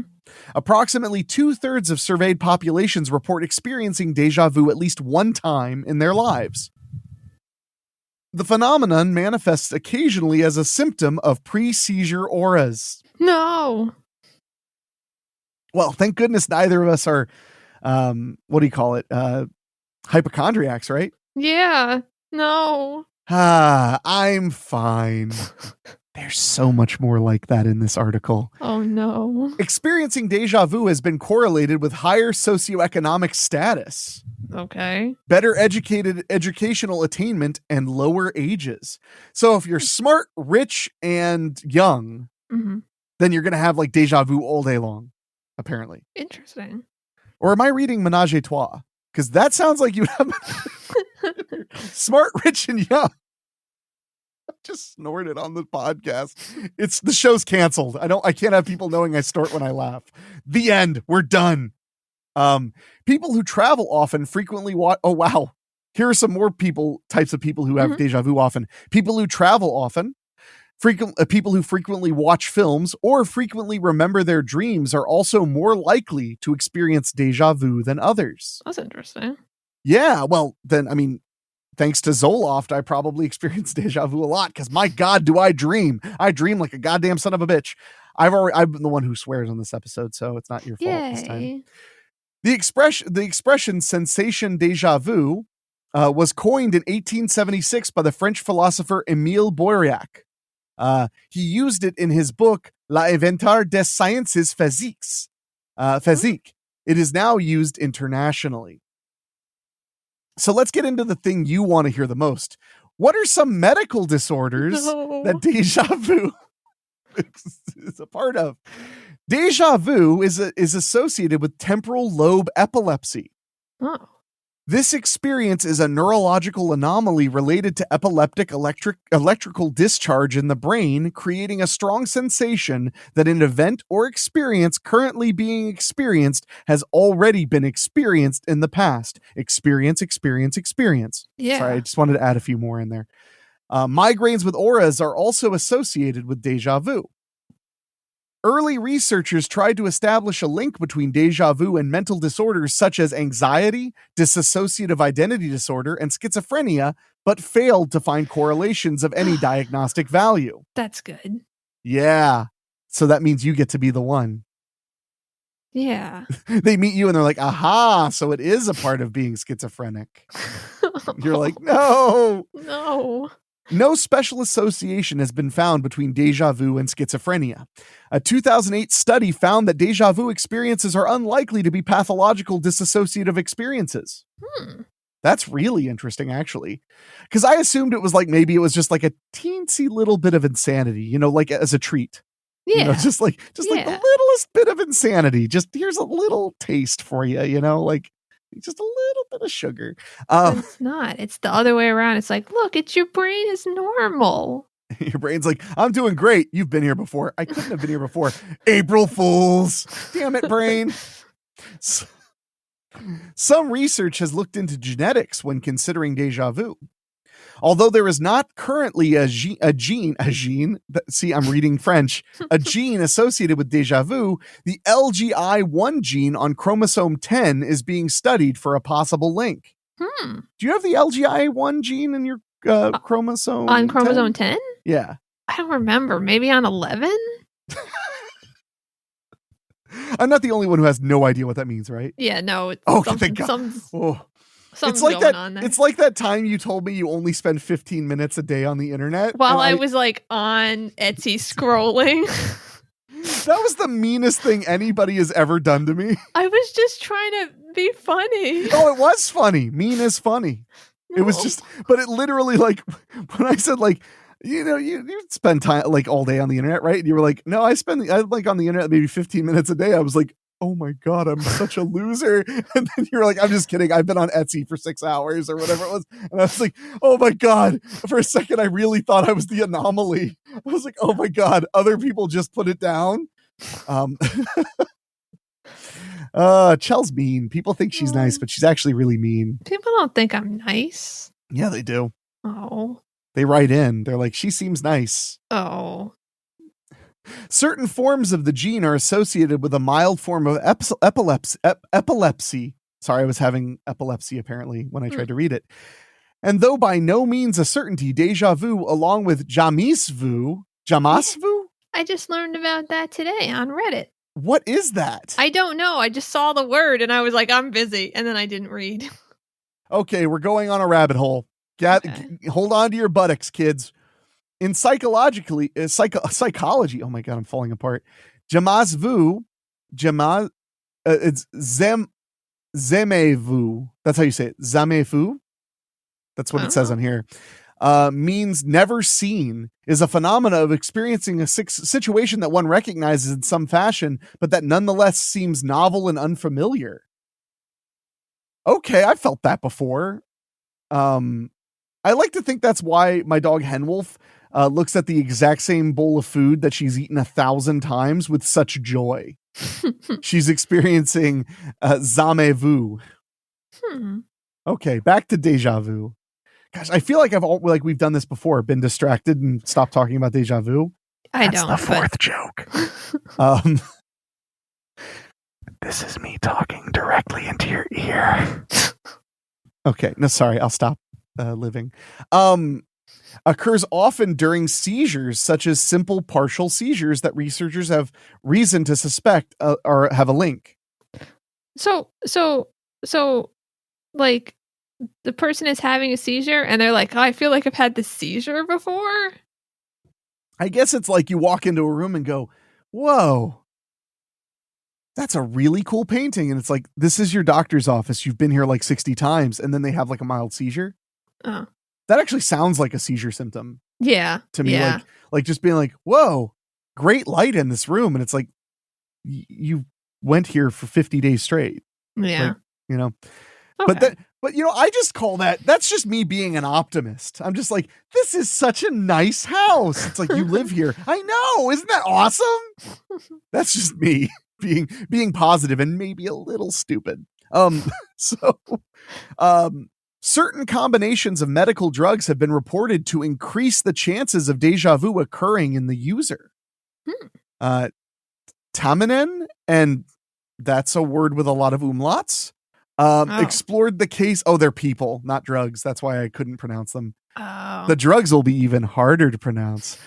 Explored the case of an otherwise healthy person who started experiencing intense and recurrent sensations of deja vu upon taking the drugs amantadine and phenylpropylamine together to relieve flu symptoms.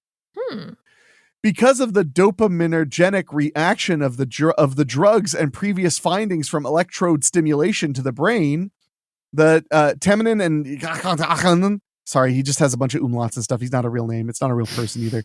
Speculated that deja vu occurs as a result of dopaminergic reaction in the medical temporal areas of the brain. Okay.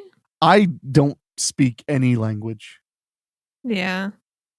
A similar case study by Carla, Chancellor, and Zeman, see, those are names, suggests a link between deja vu and the serotonergic system after an otherwise healthy woman began experiencing similar symptoms while taking a combination of 5-hydroxytryptophan and carbidopa.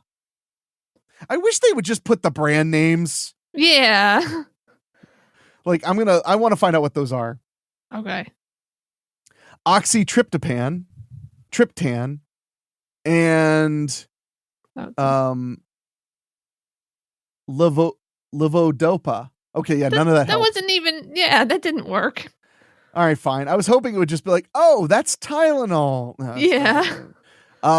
So here are some explanations given for deja vu. Okay. Number 1, you have a tumor, Michelle. Oh, man. That's very specific. So the first one is the split perception explanation. Okay. Deja vu may happen if a person experienced the current sensory experience twice successively. The first input experience is brief, degraded, occluded, or distracted. So I guess that means you weren't like paying full attention when that thing happened, so you didn't like digest it mentally. Immediately following that, the second perception might be familiar because the person naturally related it to the first input. So it's like you really did do the thing before. Yeah, you did already do it, but you already did it like 8 seconds ago. Okay. That actually makes like a ton of sense, and I wasn't expecting any of this to make sense, if I'm being honest. One possibility behind this mechanism is that the first input experience involves shallow processing, which means that only some superficial physical attributes are extracted from the stimulus. Okay. That makes too much sense. I don't like that. Where's demons? Keep going. You're like, just keep on typing there. So here are some memory-based explanations. Okay. Implicit memory. Research has associated deja vu experiences with good memory functions, particularly long-term implicit memory. Recognition memory enables people to realize the event or activity that they are experiencing has happened before. When people experience deja vu, they may have their recognition memory triggered by certain situations which have never been encountered. What? I don't get that at all. To realize the event or activity that they are experiencing has happened before. So it's like your brain misfiring and being like, that's the thing. And you're like, we never did that thing. And the brain's like, I noticed a thing. Yeah. I did good. Look at me. I did great. Tumor. No, the similarity between a deja vu eliciting stimulus and an existing or non-existing but different memory trace may lead to the sensation that an event or experience currently being experienced has already been experienced in the past. This is a lot of the word experienced. Yeah. Thus, encountering something that evokes the implicit associations of an experience or sensation that cannot be remembered may lead to deja vu. So I think it's saying that you're just not really capable of remembering the thing that reminds you of the thing. So it just seems like it is that thing. Maybe. I'm going to move past that. Actually, you know what? We'll take a quick break and then we'll be back with the other half of possible causes of deja vu and related experiences, including the one that I can't remember how to pronounce. But we'll get to that right after these quick words.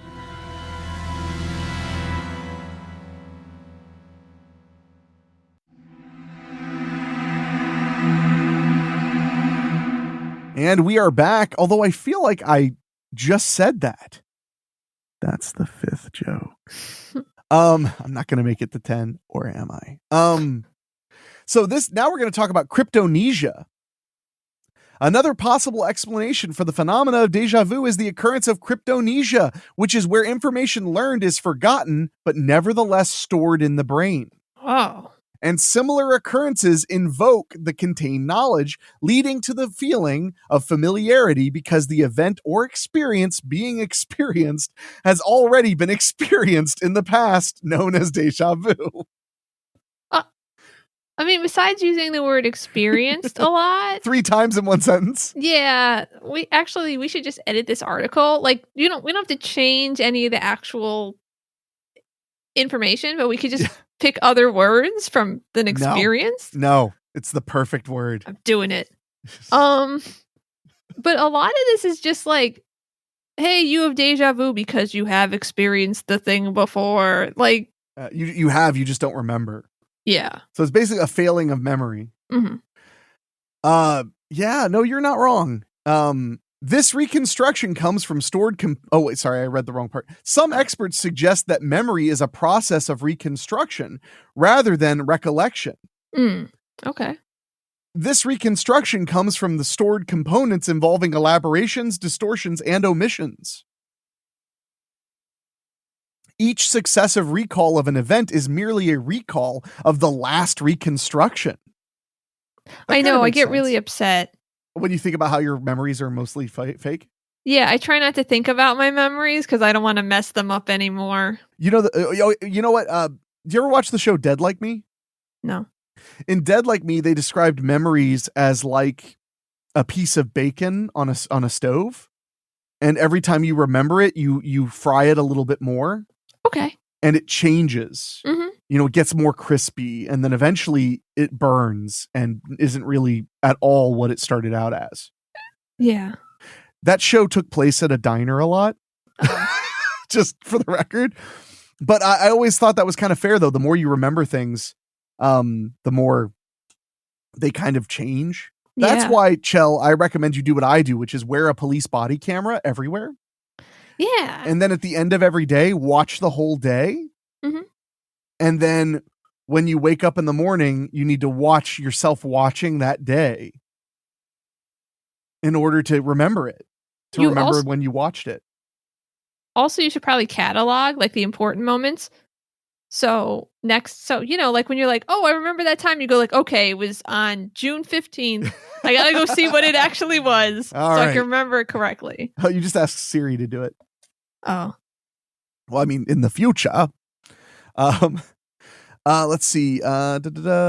Each successive recall of an event is merely a recall of the last reconstruction. The proposed sense of recognition, déjà vu, involves achieving a good match between the present experience and the stored data. This reconstruction, however, may now differ so much from the original event that it is as though it had never been experienced before, even though it's similar. So basically, you don't understand the similarity your memory is pulling.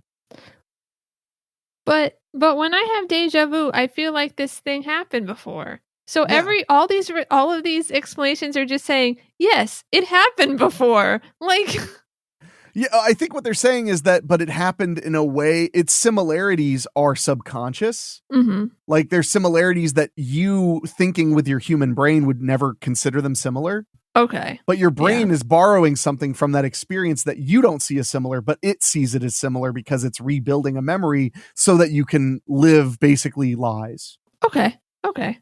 Yeah, that's nice. Yeah, I don't want to do this anymore. The person thing, I'm done. Dual neurological processing. This is another concept. In 1964, Robert Efron of Boston's Veterans Hospital proposed that déjà vu is caused by dual neurological processing caused by delayed signals.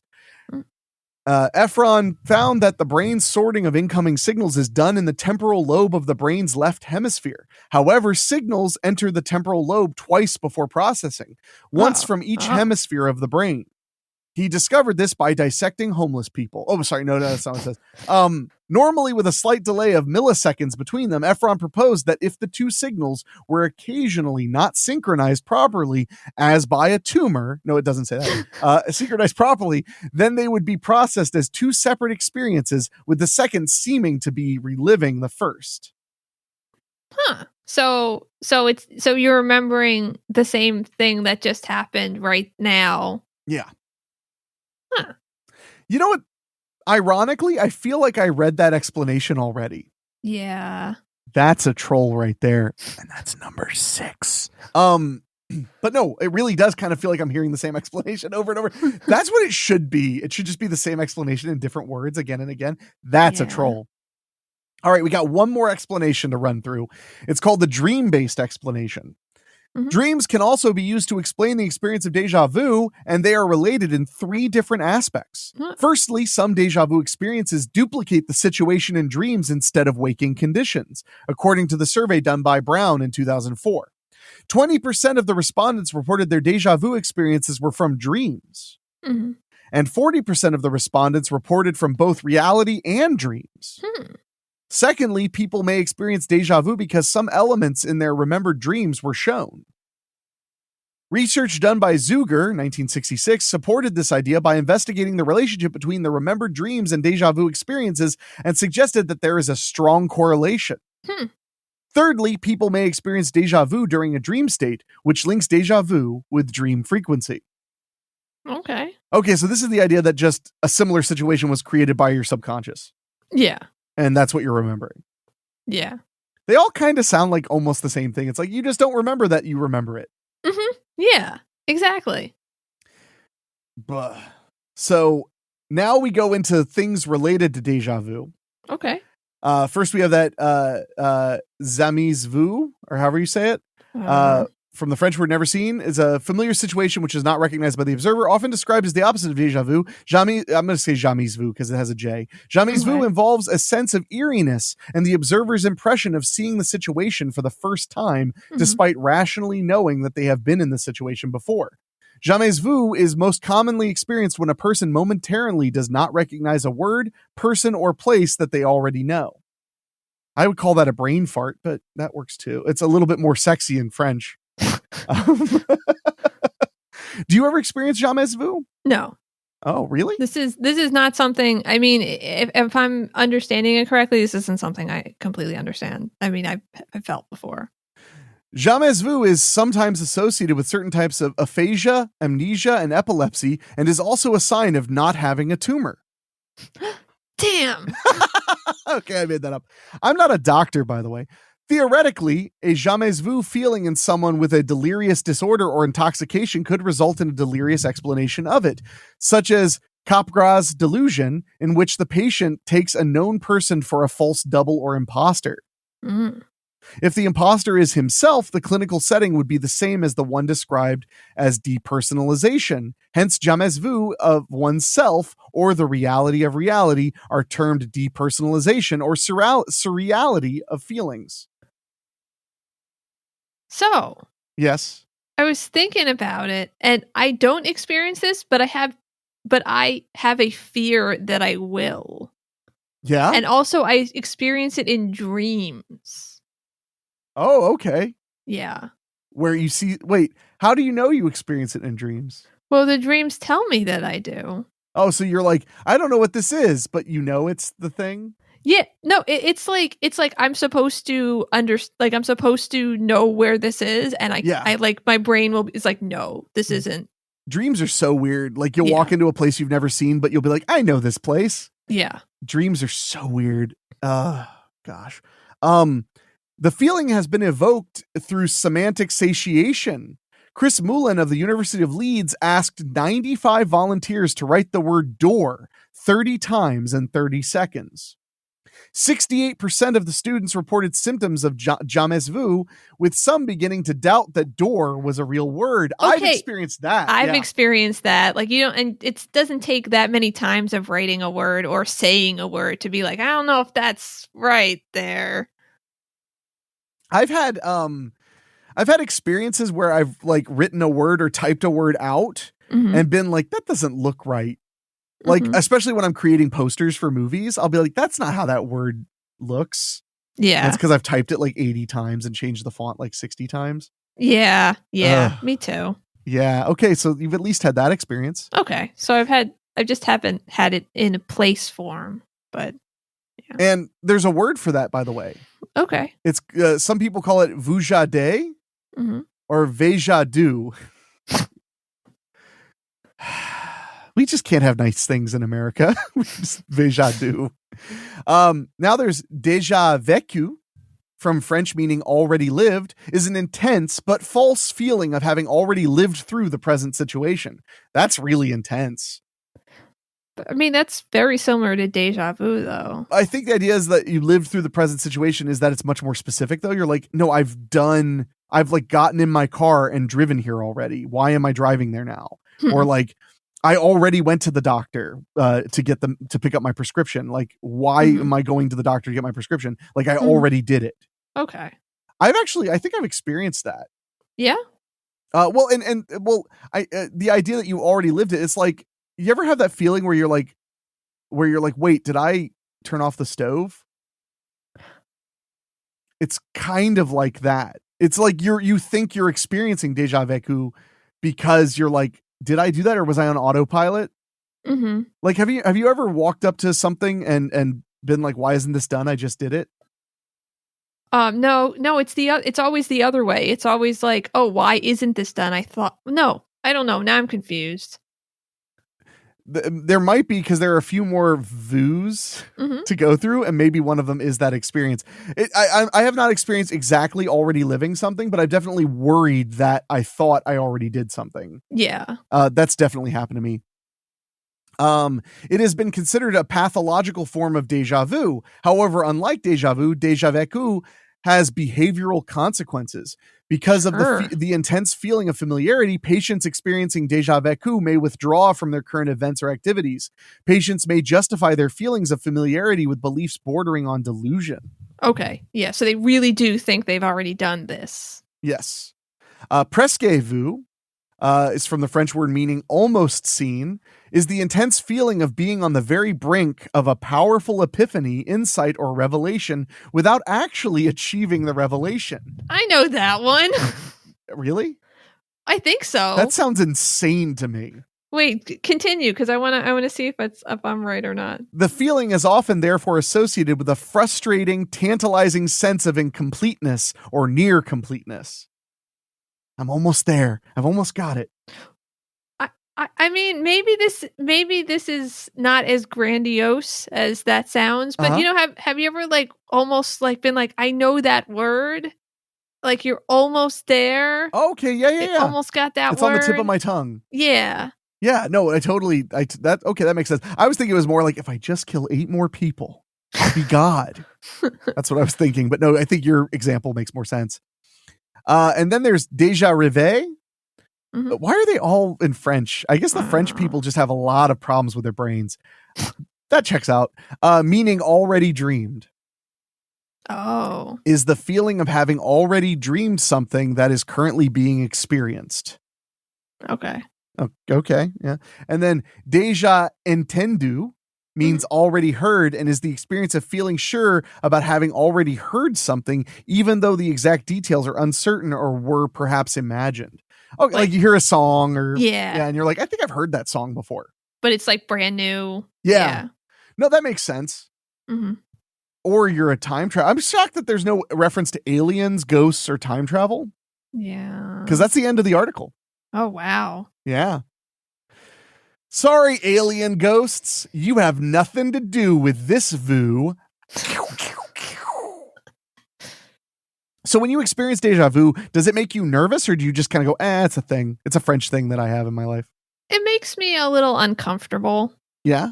Yeah.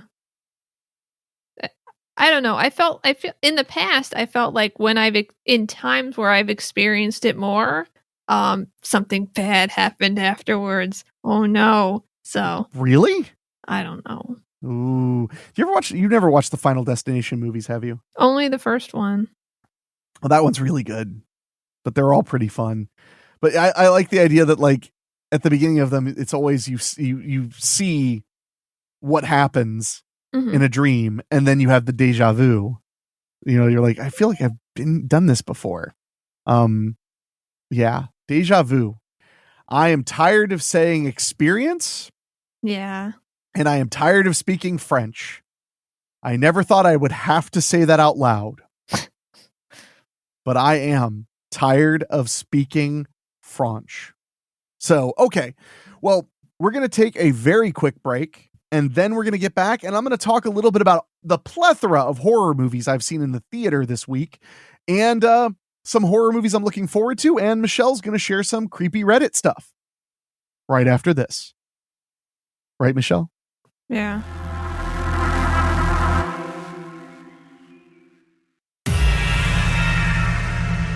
And we are back wrapping up this month's monthly spooky. And Chell, I have been at the movies a lot this week. Yeah? Yeah. When was the last time you were at the movies? Did I take you? It was probably I took you. Yeah. Okay. Well, that's okay. I went to the movies Monday, Tuesday, Wednesday, and Thursday this week. Wow. I saw 5 films. And of those 5, 4 of them were horror pictures. Oh. So I wanted to tell you a little bit about each one. And I'm curious if you've heard of any of them. Mm-hmm. So the first horror film I saw was a film called Nefarious. It's okay you haven't heard of that one. No, I think I have. Really? What did you hear about it? Nothing. Oh, well, my buddy Matt bought tickets for me and a bunch of friends to go see Nefarious. And when I got there, I'm a nightmare. I know everything about movies all the time. I just can't help it. Due diligence in movies is a part of everyday life for me. Mm-hmm. So I was like, hey, why not? I'll go. Free ticket. My buddy likes to treat everybody. And when we got there, he was like, it's kind of weird. Like the crowd here is not what I was expecting. And I was like, what do you mean? They were all like older white people and like they were wearing like Jesus shirts and stuff. And I literally was like, Matt, this is a religious movie. And he was like, what? And I was like, it's literally written by the guys who wrote God's Not Dead and distributed by the company that distributed God's Not Dead. It's a horror movie with a religious bent. Huh. Minorly. Minor is a strong word. I would call it decently religious. Okay. It's not crazy heavy-handed, but it is religious. Mm-hmm. And it's about a lawyer who talks to a man who claims to be possessed by a demon. And as time goes on, it becomes very clear that he is actually possessed by a demon. And honestly, some pretty good writing. Like most of the movie is just them debating each other in a visiting space. Because he has to, he's not a lawyer, he's a psychiatrist. Sorry, he's a psychiatrist. Okay. Because he has to write off on if the guy is mentally well enough to be executed. Okay. Or if his insanity plea is true. Or not plea, but if he's insane. So I liked it. I thought it was pretty fun. It had some cringy moments, but the funny thing is, for every like cringy moment where something was like very religious or very whatever, I was like, you know what? I watch horror movies all the time that have cringy moments. So I actually kind of give it a pass. Okay. The only part that made me laugh was they had Glenn Beck in it at the end, playing himself, interviewing a guy who writes a book about the exorcism of this guy. And it was just funny because I actually don't hate Glenn Beck as a person. I mean, obviously I don't see his values very much, but I actually like Glenn Beck. I think he seems like a nice person. Seems like an all right guy. So I thought that was pretty funny to see Glenn Beck pop up at the end. But it was a fine horror movie. It was like a solid 2.5-star horror movie. Okay. It was fine. I got a real kick out of it. I got a real kick out of the fact that none of my friends knew it was a friggin' religious movie. Yeah. That was funny. I was completely aware. And I said yes, because I'll watch any. If you say, hey, Enrique, you want to go to the movies? I will just say yes. I will not ask, what are we seeing? That is not who I am. That is not in my DNA. Yeah. Okay. My buddy Donnie asked me the other day, he was like, what did you think of Evil Dead Rise? Which I'll talk about in a minute. He was like, what do you think of Evil Dead Rise? And I was like, I really liked it. It was fun. And he was like, man, one of these days you're going to say you didn't like a movie. And I was like, I like movies. I'm such a positive Pamela about movies. I know. But so yeah, Nefarious, 2.5 stars. I don't usually star rate movies. I really just wanted to give you a context of like, it was just a okay horror movie. It wasn't, I didn't find it particularly offensive. Like, I saw somebody who was reviewing it saying like, oh my God, all the stances about anti-abortion stuff. And I was like, dude, this movie is no more anti-abortion than like most horror movies. Cause it just references that a woman who's pregnant, like losing the pregnancy killed something. Like that's in Evil Dead Rise. They literally mention like that. Oh, it's 2 lives because somebody's pregnant. Spoiler alert. But it's not a spoiler at all. It's like the first thing they reveal is that someone's pregnant. But like, they really don't sit there and go like, an abortion is so bad and blah, blah. No, they just kind of reference it as like, it's ending a life. That's what we think. It moves on. It's really not that impressive. And they called it pro-capital punishment. And I was like, not exactly. Cause like the worst thing they did was kill the guy. Like is kill the guy. The guy's begging, the demon is begging you to kill the guy that he's possessing. He's like, no, execute him. I think it's pretty middle of the road. I think that it's just because I think that people when they want to dislike a movie, like people want to dislike Nefarious. I think that they like want to see that because like the warden in the movie is super like, let's strap this guy to the chair and kill him. Yeah. But he's a warden of a prison in a state that executes people. And he knows that this guy is a disgusting murderer. I'm anti-death penalty, but I'm just saying like, if anybody's going to be pro death penalty, it's going to be him. Yeah. Cause why would he take the job? You know? So yeah, I don't think a movie is pro anything if one character is really into it. Yeah. So I don't know. I didn't find the movie that problematic, but I mean, like to me, it's funny. It's funny how we've gotten to a point as a society where it's like, it used to be you'd warn little old ladies like, this movie's pretty raucous. Like it's got like devil imagery and blood. And now it's like, you need to warn young people like, they reference Christianity. Like, it's a horror movie. Like, and that's like, remember how I said earlier that like Catholicism is like my favorite belief system right after Star Trek, but I like it more than Marvel. Mm-hmm. The movie is fiction. Yeah. Even if they say it's based on a true story. Yeah, based on it's fiction though.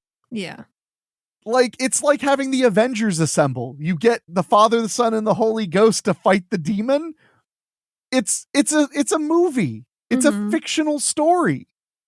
So, you know, if some people actually believe in it, I think that's a little odd. But if you're not hurting anybody, I don't care that you believe in demons or whatever. Yeah. As long as you're not hurting anybody. Or if you're busting kingpins and drug lords. Yeah, exactly. Yeah. Then exercise those some bitches. Yeah. So the next movie I saw was a film I've actually been really looking forward to seeing. A movie called Renfield.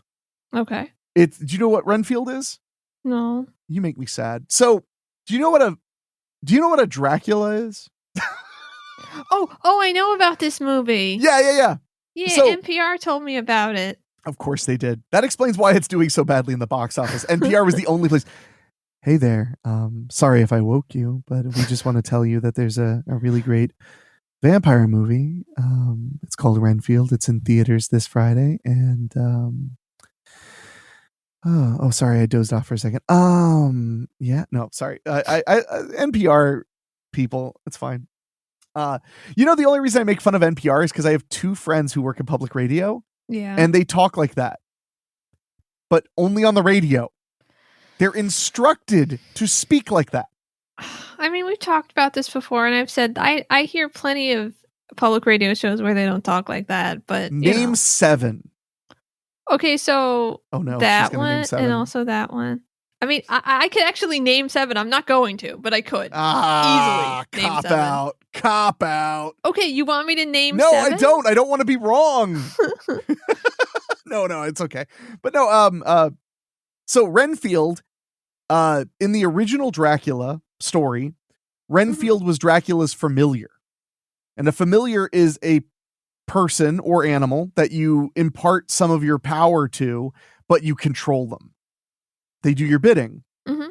Most of the time, vampires have familiars because they need somebody to go out in the sunlight to do stuff for them. That makes sense. And often in stories, familiars are promised that eventually they'll get to have eternal life like a vampire if they, they'll get to be powerful as well. That's like the gift. Okay. Renfield famously went insane in the original Dracula movie. And this film is actually supposed to be a direct sequel to the original Dracula, although it's a little bit funnier. Nicolas Cage plays Dracula, and honestly, he's perfect. He's perfect as Dracula. Good. I liked the film. It's really funny. It's really sad. The movie is actually just about toxic relationships. Because literally when Renfield stands up to Dracula, and it's a heavy-handed subtext, because he literally goes to a support group for people who are in toxic relationships. And what I love about that is he gets so much from those people's stories. Good. Himself. But when Dracula confronts him, Dracula's literally like, no one cares about you but me. I'm the only person who's ever taken an interest in you. You didn't care about, this and that. Your family never looked for you when you disappeared. I am the one who's made sure you're safe and cared for. And all I ask in return is for your undying servitude. Yeah.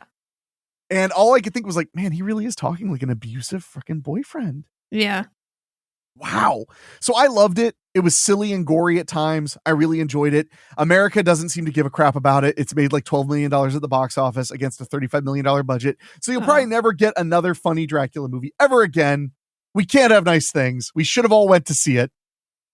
The NPR person just thought it was okay. Oh, well, I mean, are they capable of feeling any stronger than okay? Yes. Hey, welcome to NPR. I'm awake. Man, they don't even talk like that. There's like one guy who talks like that. Maybe in the high-paced Philadelphia NPR. Yeah. We don't have... Everybody talks like regular people. They're afraid of getting murdered, so they have to talk fast. Because, oh, they don't call it Philadelphia for nothing. No, and Philadelphia in the winter. No, it's not really that cold. It doesn't, yeah. But no, so Renfield, I enjoyed it. I mean, it was a bit of fun. It's not a serious movie by any stretch. Mm-hmm. But now I'm going to talk about a dead serious movie that actually was really fun and that has been a surprise success, and that is The Pope's Exorcist. I took my buddy Morgan, a writer on Weekly Spooky. Morgan and I went and saw The Pope's Exorcist. Mm-hmm. It stars, oh gosh, what is his name? Now I'm having that one of those voos. Yeah. Oh no, Russell Crowe plays the Pope's Exorcist. And one of the coolest things is the Pope is played by Franco Nero. It's okay that you don't know who he is. He was the original Django. He was in all those spaghetti westerns back in the day. Oh. And now he's, very older gentleman, and he played the Pope. And I was like, what an awesome thing to happen to a hardworking Italian movie actor than to be like, hey, you're like 70 or whatever, and you're kind of retired, but we want you to be in this mainstream movie release and play the Pope. That's so cool. Yeah, it's really cool. Because it's like, you're not just being tokenized as an Italian. You're playing like the most famous Italian of all time, the Pope. It's great. And he's good. He's really good in it. Good. But it's based on quote unquote a true story. And I want to point out that they didn't reference at all how that exorcist that the character is literally playing thought yoga was satanic. He thought Harry Potter gets children to Satan. Oh. And that playing with Ouija boards will cause you to become possessed by demons. Okay. But he also believed some things that were kind of vaguely reasonable. Wow. And they reference it in the movie. Like, often he believed that when he was called for exorcisms, that the people had no demons in them at all. They just needed a therapist or a psychiatrist. Mm-hmm. But he also believed a bunch of crazy crap. But the movie is bossa nova. It's so good. Basically, this American family moves to a little hillside chapel in Spain to fix it up and sell it. Mm-hmm. And the child gets possessed. Uh-oh. So really good. And one of my favorite moments of the movie is the child, when he's possessed, starts telling the priest he's going to have sex with the priest. Like, he's going to, I've already sworn. He's like, I'm going to fuck you, priest. He's like a little 8-year-old boy. And I was like, man, times were different back in the 80s, because now the Catholic Church has covered up a lot of atrocities. All right. So Pope's Exorcist, though, I would give it a 3.5 out of 5. Wow. I would almost give it a 4-star, maybe even a 4-star. It's got a phenomenal, completely batshit bloody finale that I cannot recommend enough. Cool. So if you have a chance, go see The Pope's Exorcist. It costs $20 million and it's made 40 already. It's like nobody thought it was going to do this well. It's doing super well. Good. And now, to round out, a new release that just came out this past weekend is Evil Dead Rise, the 5th film in the Evil Dead franchise. It was originally supposed to be a straight to HBO Max movie. But when Discovery joined forces with Warner Brothers, one of the first things the CEO did was said, let's put that in the theater. Mm-hmm. A few of their movies, he was like, no, let's put those in the theater first. I really enjoyed Evil Dead Rise. Good. It takes place in an apartment building, which is awesome because it's so different from all the cabin in the woods stuff. And if you count Army of Darkness, where it's in medieval times, I think Army of Darkness is it's a sequel, but it's not really an Evil Dead movie. It's kind of a comedy, more so than not. But I really enjoyed it. I thought it was super fun. And I beg you out there, folks, if you like horror movies and you like going to the cinema to see horror movies, go see Evil Dead Rise. My biggest fear right now is that it's going to flop.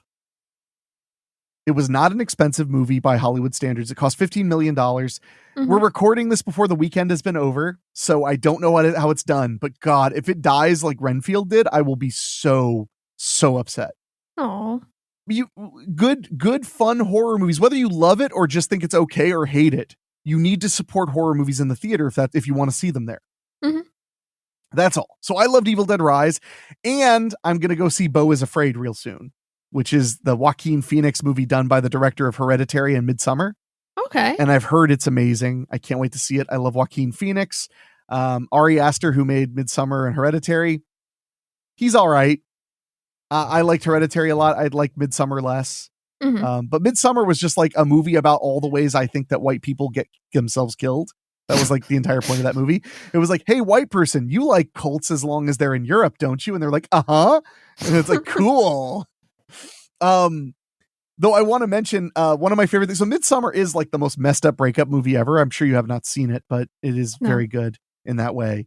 But Ari Aster, like somebody tweeted once to at Ari Aster, just saw Midsummer. Bro, are you all right? Because it's like really messed up. And Ari Aster tweeted back just no.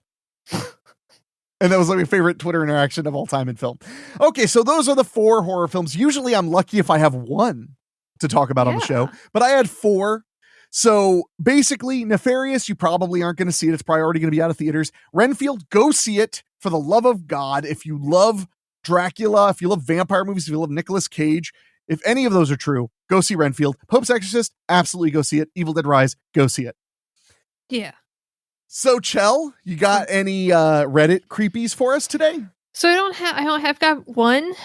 It was not a good month for me doing stuff that wasn't feeding pills to cats and stuff. Oh, is that a euphemism or is that? I'm just kidding. Literal. No, that's all right. We've got plenty of content this show, so just give me the one you got. Okay, so there's this person who's, I guess they're like a teenager, I guess they're like 18 now, but when they were maybe like a couple years ago or in their mid-teens, they had an 8-month stint at a those are all the wrong words. Damn, thanks, brain. Oh no, you're having one of the voos. Yeah. Yeah, they were just in a psychiatric facility for 8 months, right? Mm-hmm. And that was a while back, and they recently got not like a postcard, but some mail about, because they used to go to a summer camp, right? Every summer, and the last year they would have been able to go to that summer camp was in 2019, and that's when they were in the psychiatric facility. Okay. So they didn't go. Right. But they got a thing that was for the alumni of the 2019 thing, summer thing, and it had a picture. I don't think it was with them, but it was of their friends, and it was this is this day, July something 2019, and with Brad and somebody, and the person's just what? I wasn't there. That's when I was in the psychiatric hospital. And they ask their mom, they're what is this? What is it just, and their mom's what are you talking about? You weren't ever in a psychiatric hospital. Oh my God. Well, they need to be then. And so then they tried to look it up in their medical chart, and they can't find any evidence of it. So they're... Oh my God. Yeah. So, I mean, that's kind of weird because it feels really backwards. Weird? That's terrifying. Yeah. So as of right now, they don't know what's going on. At all. Yeah. Did they check for carbon monoxide detectors in their home? No, they didn't. That's what they need to do. But they did have that picture with that date, so... Yeah. I'm more worried about where did they get the idea they went to a psychiatric hospital? Well... Somebody was suggesting that maybe the records are actually sealed, and so they wouldn't have shown up on their normal medical records, and that their mom just doesn't want to talk about it. I don't know. Sounds awfully weird. It does sound weird. And they were, they were there for 8 months. So, at least they think they were. If they were there for 8 months, there should be plenty of evidence. Yeah. Yeah. Because I don't buy the mom just doesn't want to talk about it. Because they're gaslighting you when you had a mental health issue. Yeah. That's not the way, kids out there. That is not the way. Yeah. To make somebody feel better. You never were in a mental hospital. You sound crazy. That's a good one, though. Yeah. You brought the quality. Thanks. So, well, Chell, is there anything else you want to get across before we take off for the night? No. It's perpetually night, by the way. Yay. Well, then, finally. Yeah, finally. Then we're going to get out of here. I want to thank everybody for listening to Monthly Spooky. We'll be back next month with even more fun. Maybe. That was in quotes. You couldn't hear the quotes, but it was in quotes. So thank you so much for listening. Make sure you subscribe on your favorite podcasting app. And if you leave us a 5-star rating, it makes a huge difference in the program. And I want to take a moment to thank our Patreon backers. Thank you all so much. If you want to join them, there are 95 Patreon backers. Go to Patreon or go to weeklyspooky.com, click on Patreon, and choose whatever tier fits your budget. But if you choose a tier of $15 or higher, you get to be a Patreon podcast booster and hear your name on the program, like these fine folks: Bobbletopia.com, Megan Hua, Julia Kirsch, Brent McCullough, Gino Lyons, Steve King, Karen Weemet, Jack Kerr, and Craig Cohen. Thank you all so much for supporting it, and we'll see you later this week. Michelle, you sign off for us. No, that's okay. Perfect.